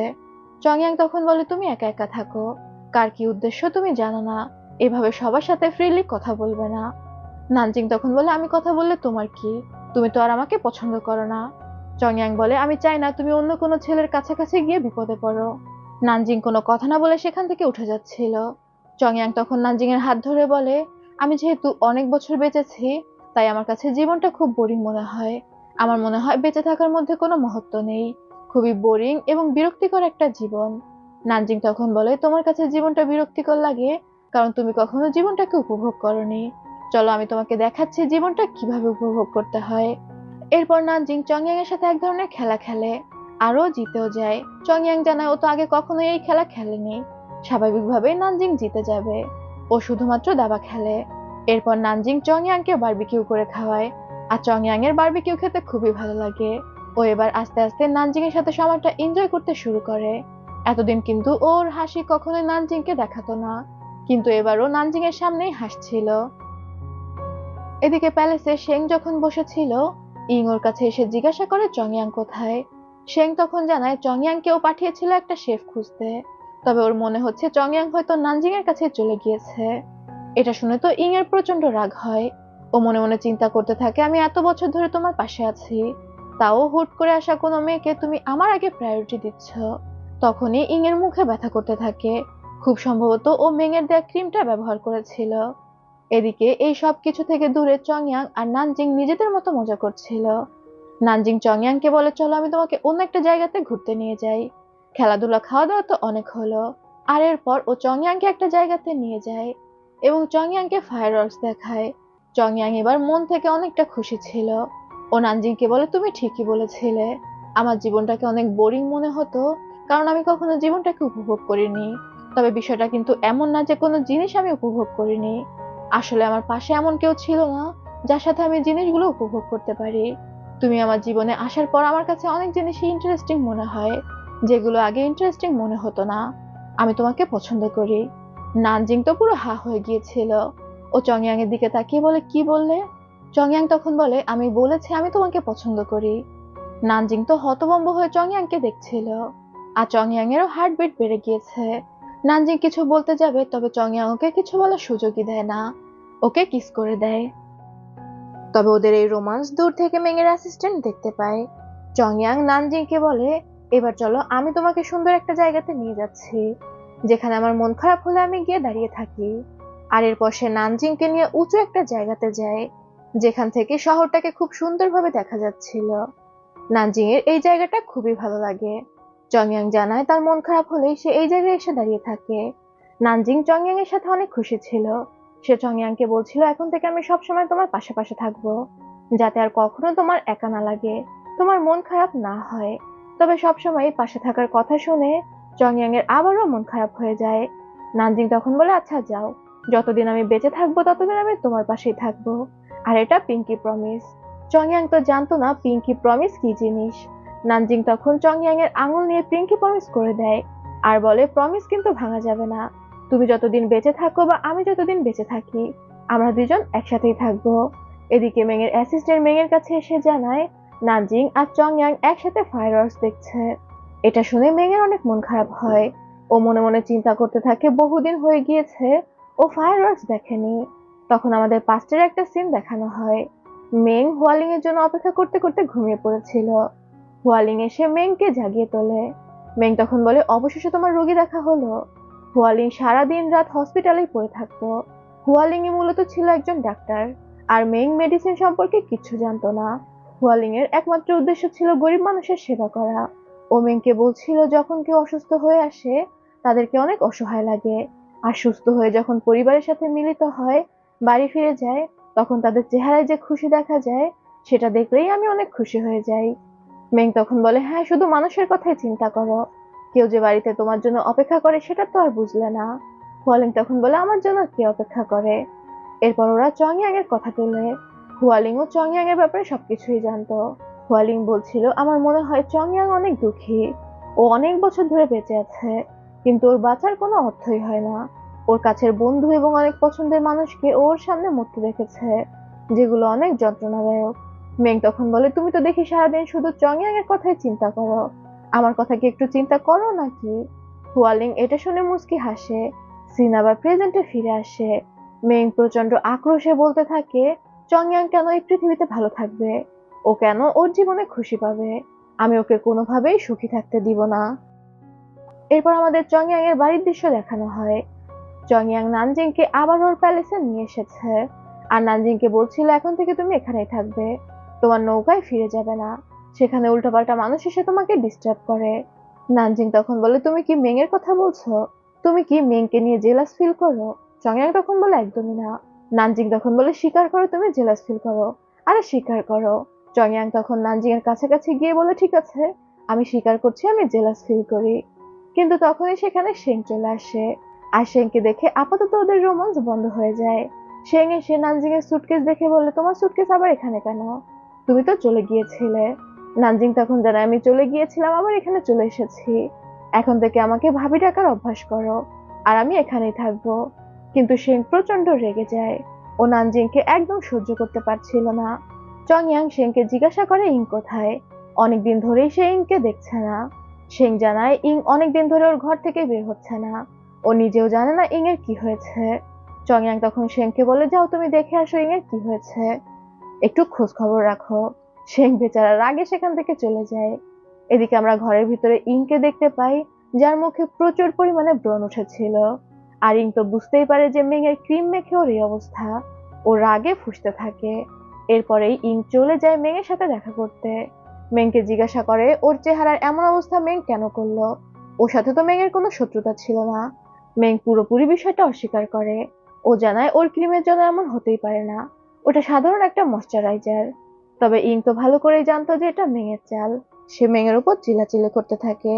মেং তখন একটা অ্যান্টিডোট দেখিয়ে বলে, এই যে আমার হাতে যে অ্যান্টিডোট আছে, এটার মাধ্যমে তোমার ফেস 3 দিনের মধ্যে ঠিক হয়ে যেতে পারে। তবে এটা আমি এখন তোমাকে দেব না। ইং তো অ্যান্টিডোট নেওয়ার জন্য মরিয়া হয়ে গিয়েছিল। মেং ইংকে বলে তার একটা কাজ করে দিতে হবে। যদি ইং তার কাজ করে দিতে পারে, তাহলে সে ইংকে অ্যান্টিডোটটা দিবে।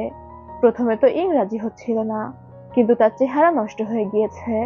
এখন তো আর সে সুপারস্টার থাকতে পারবে না, তাই যে কোনোভাবেই তার অ্যান্টিডোটটা প্রয়োজন। এই কারণে ইং মেং এর কথায় রাজি হয়ে যায়। এরপরে আমাদের চংয়াং আর নানজিংকে দেখানো হয়। নানজিং নিজের বাড়িতে এসেছিল ওর গাছগুলোর পরিচর্যা করতে। চংয়াং বলছিল, গাছগুলো তুমি আমার প্যালেসে নিয়ে গেলেই তো পারো, তাহলে আর প্রত্যেকদিন এখানে আসতে হবে না। নানজিং তখন বলে, গাছগুলো এই মাটিতে খুব ভালো হয়েছে, এগুলো তুলে নিলে হয়তো এত সুন্দরভাবে বেড়ে উঠবে না। গাছগুলো পরিচর্যা করার সময় একটা টব নানজিং এর পায়ের উপর পড়ে যায়। চংয়াং দ্রুত গিয়ে নানজিংকে ধরে। চংয়াং এর কেয়ার দেখে তো নানজিং মুগ্ধ হয়ে যাচ্ছিল। ও নিজে হাতে নানজিং এর পায়ে ওষুধ লাগিয়ে দেয়। নানজিং এর পায়ে একটু কেটে গিয়েছে দেখে চংয়াং এর তো চোখের পানি চলে আসে, যেটা দেখে নানজিং নিজেও ইমোশনাল হয়ে যায়। এরপর ওরা একসাথে আসে চংয়াং এর নকশাস দেখার জন্য। আর এসে দেখতে পায় এতদিন 3টা পাপড়ি ফুটেছিল, এবার আরো একটা যোগ হয়েছে, মানে 4টা পাপড়ি ফুটে গিয়েছে। নানজিং তো মহা খুশি হয়ে যায়।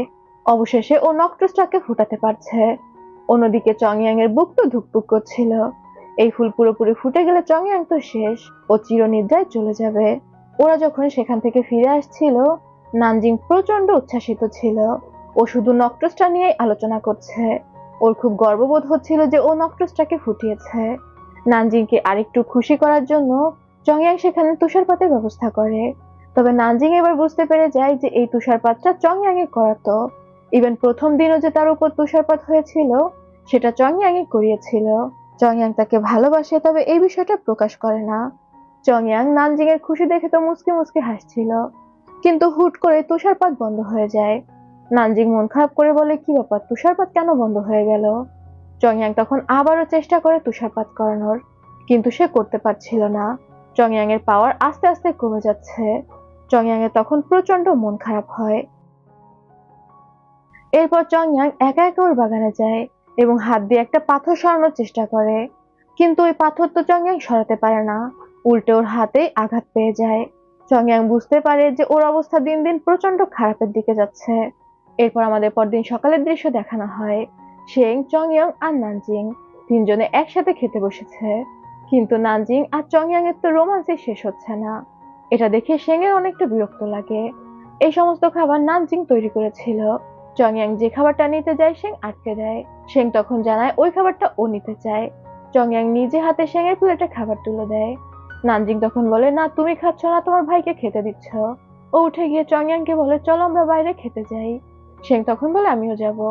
নানজিং এবার ইচ্ছা করে চংয়াং এর গায়ে হাত বুলিয়ে বলে, আমরা দুইজন তো রোমান্স করব, আমার কোনো আপত্তি নেই তোমার সামনে রোমান্স করতে, কিন্তু তোমার ভালো লাগবে তো? শেং তখন প্রচন্ড বিরক্তি নিয়ে চুপ করে থাকে। একটু পরে দেখা যায় শেং অন্ধকার ঘরে বসে আছে। চংয়াং শেং এর কাছে এসে বলে, তোমার কি হয়েছে, তুমি কেন নানজিংকে সহ্য করতে পারছো না? শেং তখন বলে, ছোটবেলা থেকে আমি তোমার ফ্যামিলি, আমি আর ইং তোমার একমাত্র ক্লোজ। হুট করে এই মেয়েটা কোথা থেকে এসে উড়ে বসেছে, তুমি তাকে এত বেশি প্রায়োরিটি দিচ্ছ। তুমি ভুলে যেও না, সে তোমার জীবনে শুধুমাত্র একজন পথিক। চংয়াং তখন বলে, শেং আমি সত্যি নানজিংকে ভালোবাসি। এটা শুনে শেং এর অনেক রাগ লাগে, আরো ঘর থেকে বের হয়ে যায়। কিন্তু তখনই নানজিং ভিতরে আসছিল। নানজিং ভিতরে এসে চংয়াংকে বলে, আমি কি তোমার জীবনে শুধুমাত্র একজন পথিক? চংয়াং তখন বলে, তুমি কি বাইরে দাঁড়িয়ে কথা শুনছিলে? নানজিং চংয়াংকে বলে, আমি যদি তোমার জীবনে শুধুমাত্র পথিক না হই, তাহলে তুমি আমাকে কবে বিয়ে করছো? চংয়াং নানজিংকে সোফায় বসিয়ে ওর কাছাকাছি গিয়ে বলে, তাহলে কি তোমার মাথায় এটাই চলছে, কবে তুমি আমাকে বিয়ে করবে সেটা? নানজিং বলে, অবশ্যই, আমি তো সবসময় তোমার সাথে থাকতে চাই, কেন তুমি কি আমাকে বিয়ে করতে চাও না? চংয়াং তখন দুষ্টু ইঙ্গিত দিয়ে নানজিংকে বলে, তুমি আমাকে বিয়ে করে কি করবে? এরপর আবার আমাদের মেংকে দেখানো হয়। মেং হুয়ালিংকে নিয়ে চিন্তা করছিল। যেদিন ওদের প্রথম দেখা হয়, মেংয়ের যে বাগান ছিল পাহাড়ের উপরে, সেই বাগান থেকে হুয়ালিং একটা ঔষধি গাছ সংগ্রহ করছিল। মেং সেখানে এসে জিজ্ঞাসা করে, এখানে কে?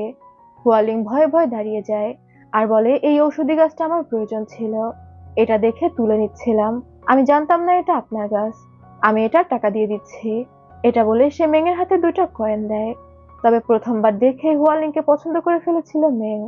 মেং জিজ্ঞাসা করে হুয়ালিং কে। হুয়ালিং নিজের পরিচয় দেয়, সে একজন ডাক্তার, মেডিসিন প্র্যাকটিস করছে, তবে খুব বেশি অভিজ্ঞতা নেই। শহরের বাইরে ছোট্ট একটা গ্রামে সে মেডিসিন প্র্যাকটিস করে, সেখানকার গরিব লোকদের চিকিৎসা করে। মেং তখন জিজ্ঞাসা করে শহরের ভিতরে কেন করো না। হুয়ালিং জানায় শহরের ভিতরে সবাই জিসান ক্লিনিকে যায়। জিসান ক্লিনিক পরিচালনা করে মিস্টার মেং। তার যদিও মেডিসিন স্কিল নেই, তবে সে অনেক অভিজ্ঞ ডাক্তার দিয়ে হসপিটাল পরিচালনা করে, সবাই সেখানেই চিকিৎসা নিতে আসে। আমি সেসব ডাক্তারদের কাছে কিছুই না, তাই শুধু শুধু নিজেকে লজ্জা দেওয়ার জন্য সেখানে যাই না। হুয়ালিং কথাগুলো শেষ করে মেংকে জিজ্ঞাসা করে মেং এর পরিচয় কি। মেং তখন নিজের নাম বলে। হুয়ালিং লজ্জা পেয়ে যায় যে এতক্ষণ ও মেং এর সামনে মেং এর কথাই বলছিল, আর দ্রুত লজ্জা পেয়ে সেখান থেকে চলে যায়। পরদিনই মেং হুয়ালিংকে ডেকে পাঠায়।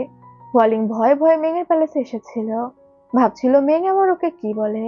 মেং হুয়ালিং এর কাছে আসে আর জানায় গতকালকের ঘটনার জন্য না, অন্য কারণে সে হুয়ালিংকে ডেকে পাঠিয়েছে।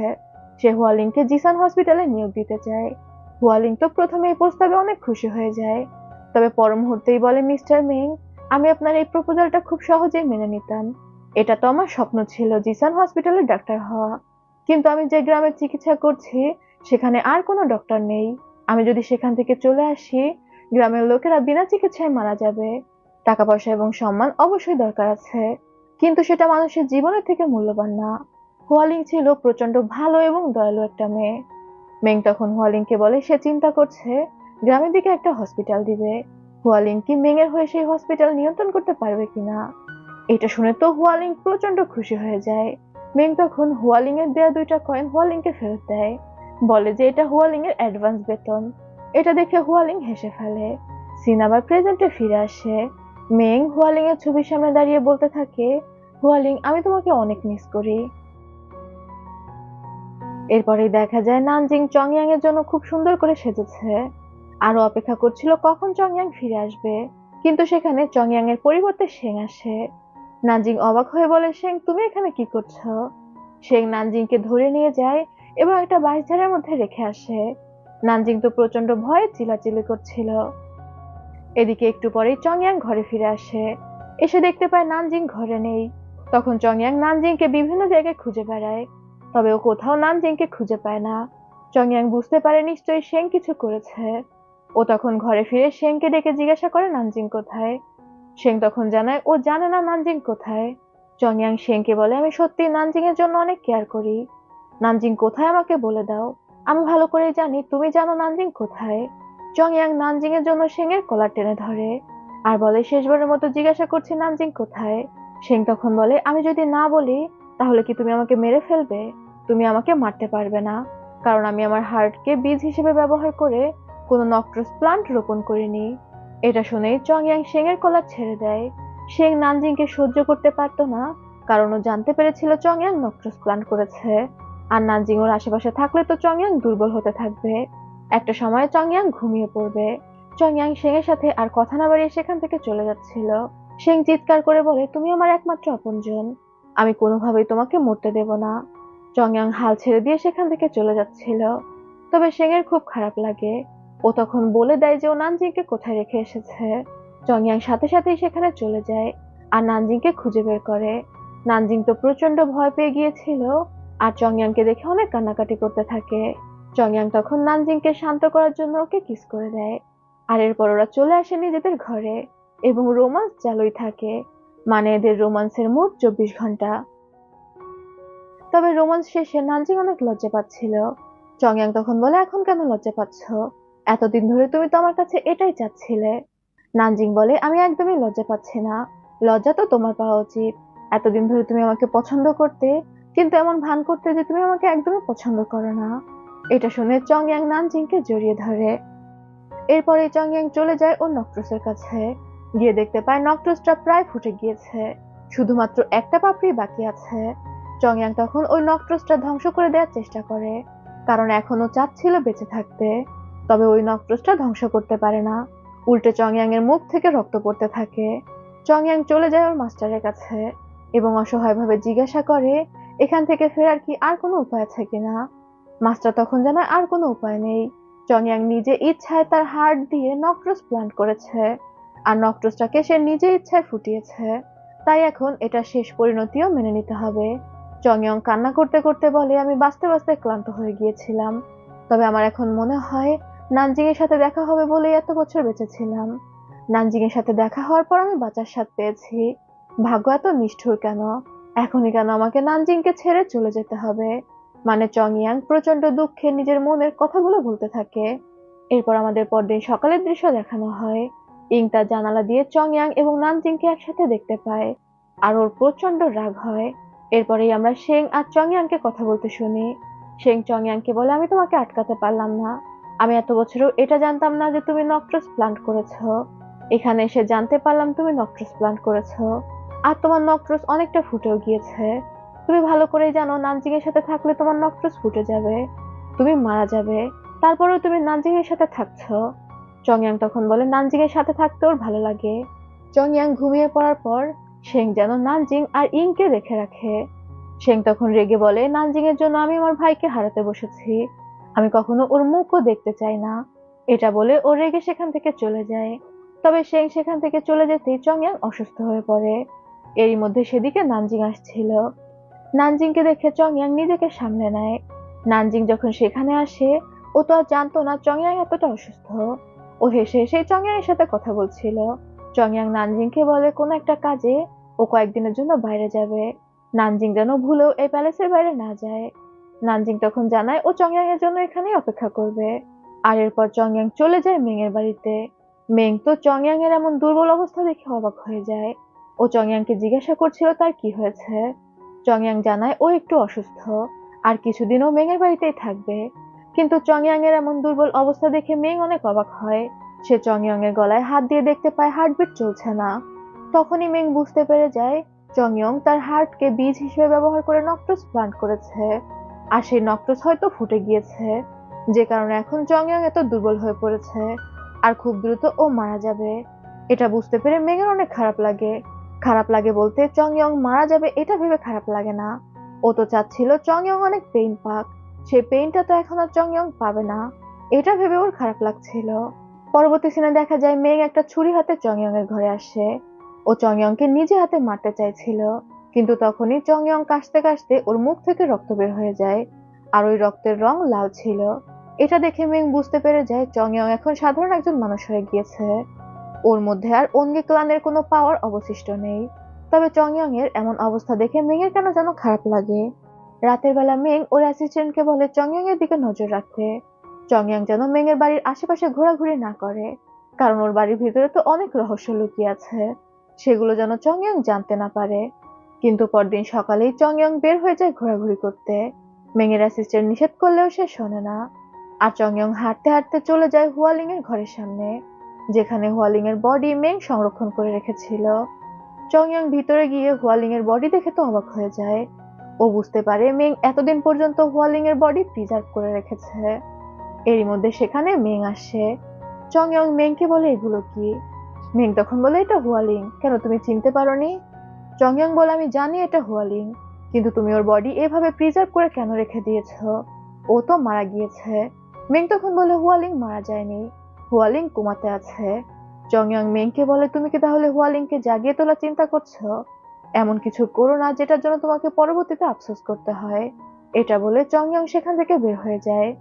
মেং তখন হুয়ালিং এর কাছাকাছি এসে বলে, হুয়ালিং, যদি তুমি জেগে ওঠো আমি কোনো কিছু করার জন্যই আফসোস করব না।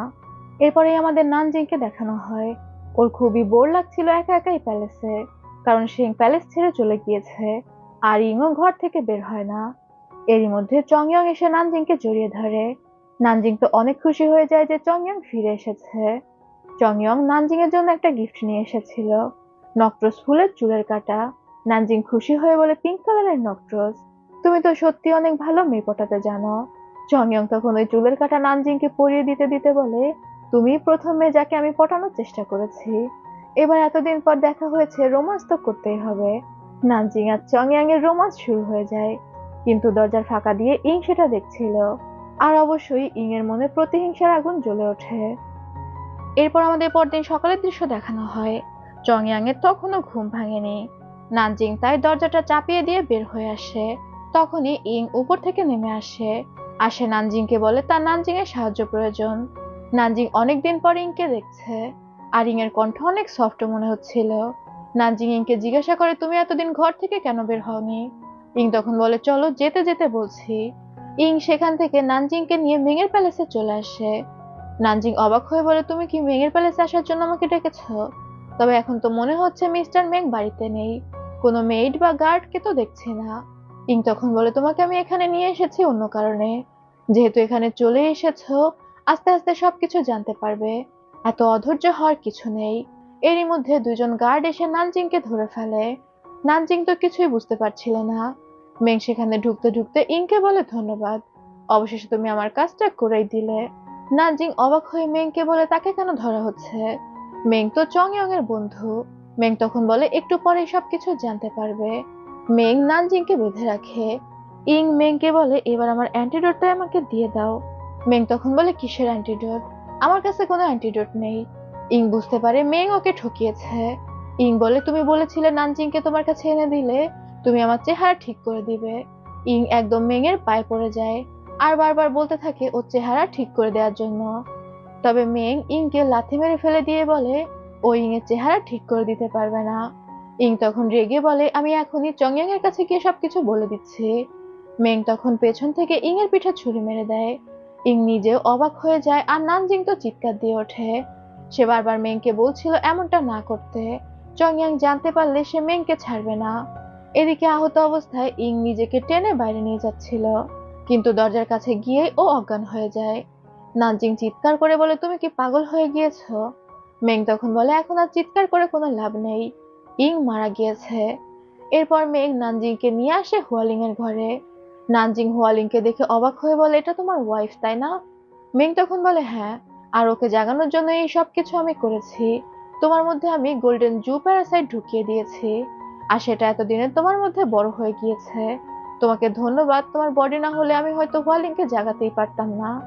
মেং নিজের মনেই বলতে থাকে, এই গোল্ডেন জু প্যারাসাইট বড় করার জন্য আমি কত মেয়ের জীবন নিয়ে খেলেছি, কত মেয়েকে কিডন্যাপ করে তাদের উপর টেস্ট করেছি, কিন্তু কেউই আমাকে আশানুরূপ ফল দিতে পারেনি। শুধুমাত্র তোমার মাধ্যমেই আমি গোল্ডেন জু প্যারাসাইট বড় করতে পেরেছি, কারণ তুমি ইয়ান ক্লানের সদস্য। এবার নানজিং বুঝতে পারে শহরে ভালোবাসার ফুল নামে যে গুজব এবং মেয়েরা মিসিং হয়ে যেত, এই সব কিছু মেংয়ের কাজ ছিল। ও মেংকে জিজ্ঞাসা করে, এগুলো তাহলে তুমি করতে? মিং তখন বলে, এখন আর তোমার কাছে লুকিয়ে কি হবে, এই সব কিছু আমি করেছি শুধুমাত্র হুয়ালিংকে জাগানোর জন্য। আর আজ সেই দিন, আমার অপেক্ষার অবসান ঘটবে, হুয়ালিং জেগে উঠবে। তখনই দেখা যায় নানজিং এর বডি থেকে গোল্ডেন জু প্যারাসাইট বের হয়ে আসছে, আর সেটা হুয়ালিং এর বডিতে প্রবেশ করে। মেং অধীর আগ্রহে অপেক্ষা করছিল হুয়ালিং এ জেগে ওঠার। এদিকে চংইয়াং ঘুম ভেঙে নানজিংকে খোঁজাখুঁজি করছিল, তবে নানজিংকেও খুঁজে পায় না। হঠাৎই খেয়াল করে নানজিং এর পোশাকে গোল্ডেন জু প্যারাসাইটের লার্ভা রয়েছে। আরো বুঝতে পেরে যায় এই সবকিছুর পেছনে মেং রয়েছে। মেং নিশ্চয়ই নানজিং এর সাথে কিছু করেছে।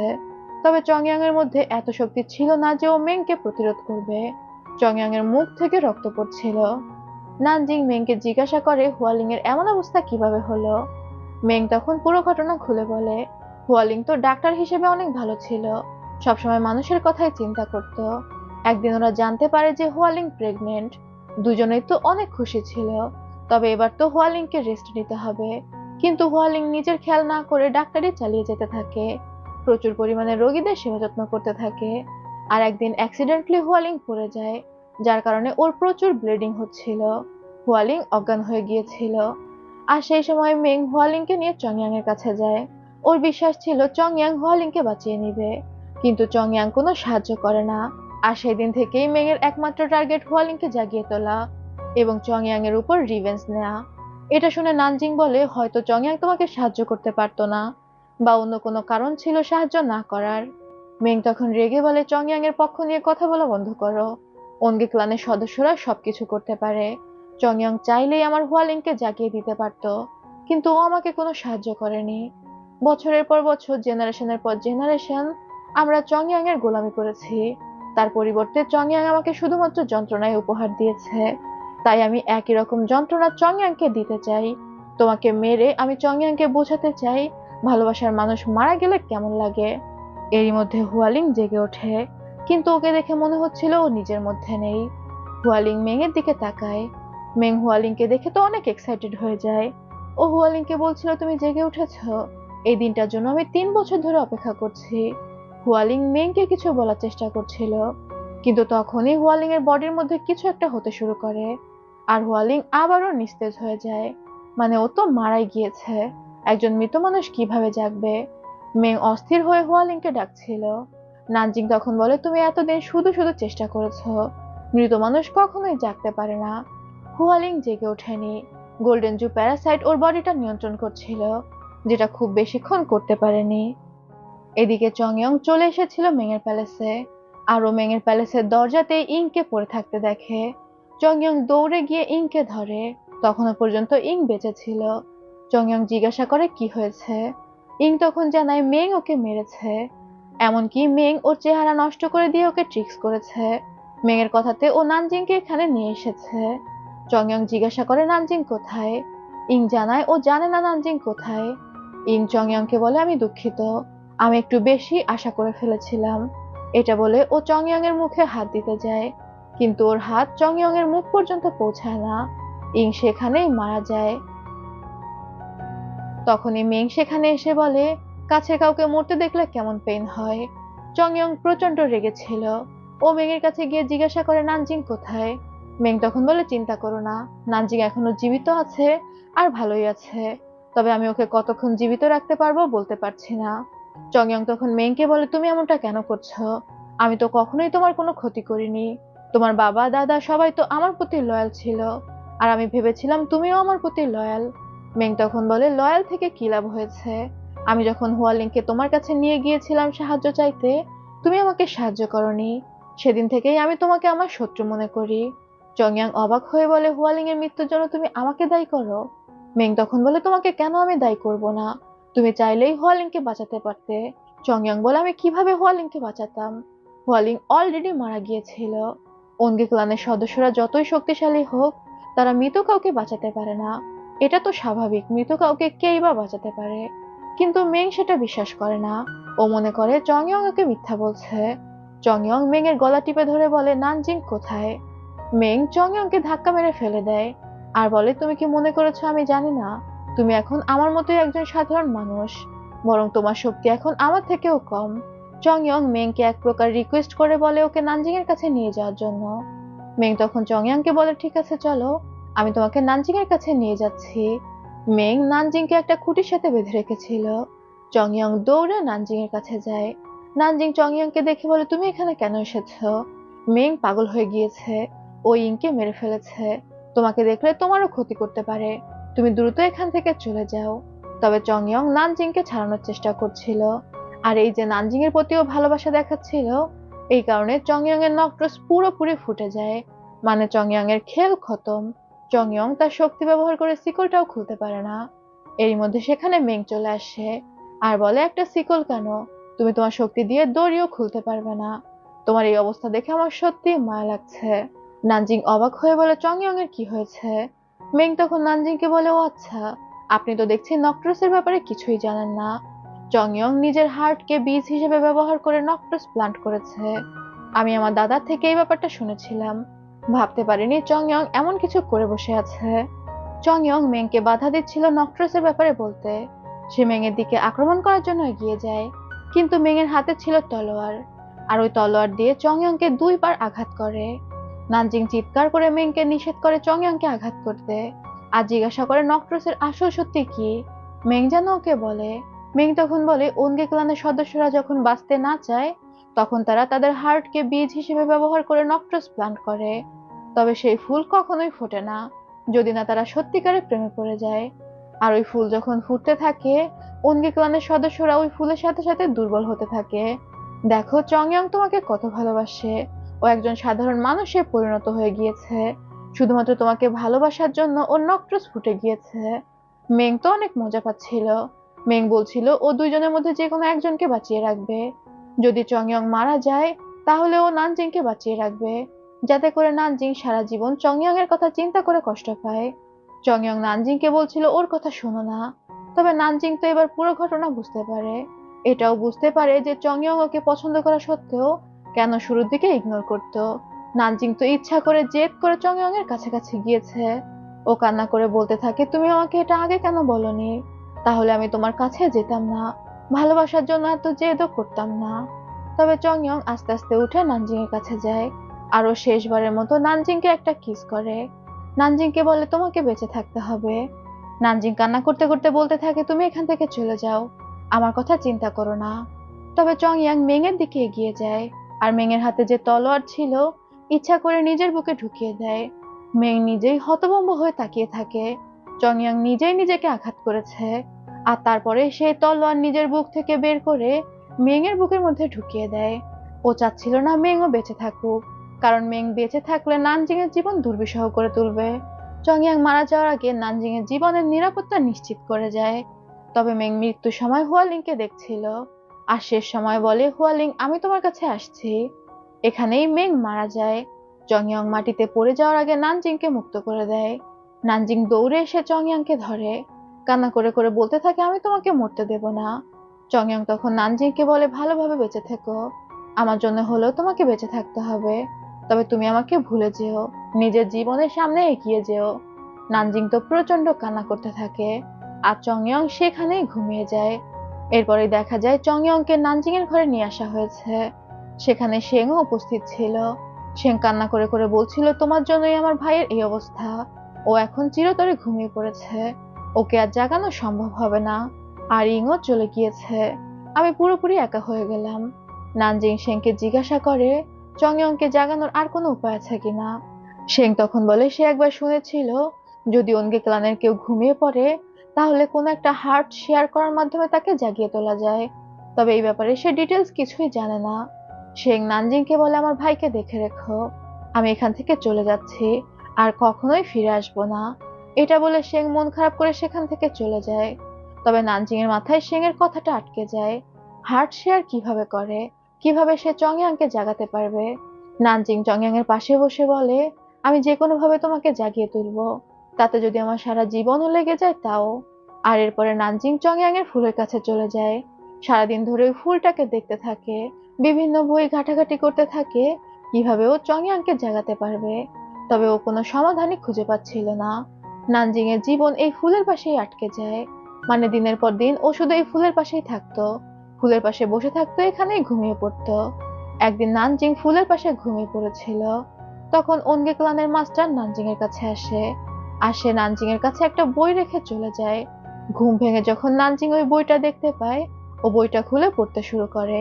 এই বই থেকে নানজিং জানতে পারে কোনো জীবন্ত হৃদয় যদি এই নক্রস ফুলের উপর দেয়া হয় তাহলে চংইয়ং একটা জীবন পাবে, তবে ও আর কখনোই ওনগে ক্লানের মেম্বারদের মতো বছরের পর বছর বাঁচতে পারবে না, একজন সাধারণ মানুষের মতো জীবন পাবে। আর নানজিং এর জন্য তো এটুকুই যথেষ্ট ছিল। নানজিং তখন সিদ্ধান্ত নেয় ওর হৃদয় শেয়ার করবে। নানজিং ছুরি দিয়ে ওর হৃদয় বের করে আনে। এই সিনটা দেখার পর আমার শুধু অনন্ত জলিলের কথাই মনে পড়েছে। নানজিং বের করে আনলে কোনো দোষ নেই, অথচ অনন্ত জলিল বের করে আনলে আমরা সবাই তাকে নিয়ে ট্রোল করি। যা হোক, নানজিং নক্রসের উপর ওর হৃদয়টা দিয়ে দেয়, আর ওইটা দেওয়ার পরে চংইয়ং জেগে ওঠে। চংইয়ং বিছানা ছেড়ে বাইরে আসে, আর ও বাইরে নানজিংকে খুঁজছিল। এদিকে নানজিং তো প্রাণপণে ছুটে আসছিল নিজের বাড়ির দিকে, চংইয়ং জেগেছে কিনা এটা দেখার জন্য। আরো বাড়ি ফিরে এসে দেখতে পায় চংইয়ং জেগে গিয়েছে। নানজিং তো প্রচন্ড খুশি হয়ে যায়, ও দৌড়ে গিয়ে চংইয়ংকে জড়িয়ে ধরে। অবশেষে একটা হ্যাপি এন্ডিং হলো, আর এই সুন্দর দৃশ্যের মধ্যে দিয়ে ড্রামার কাহিনী শেষ হয়ে যায়।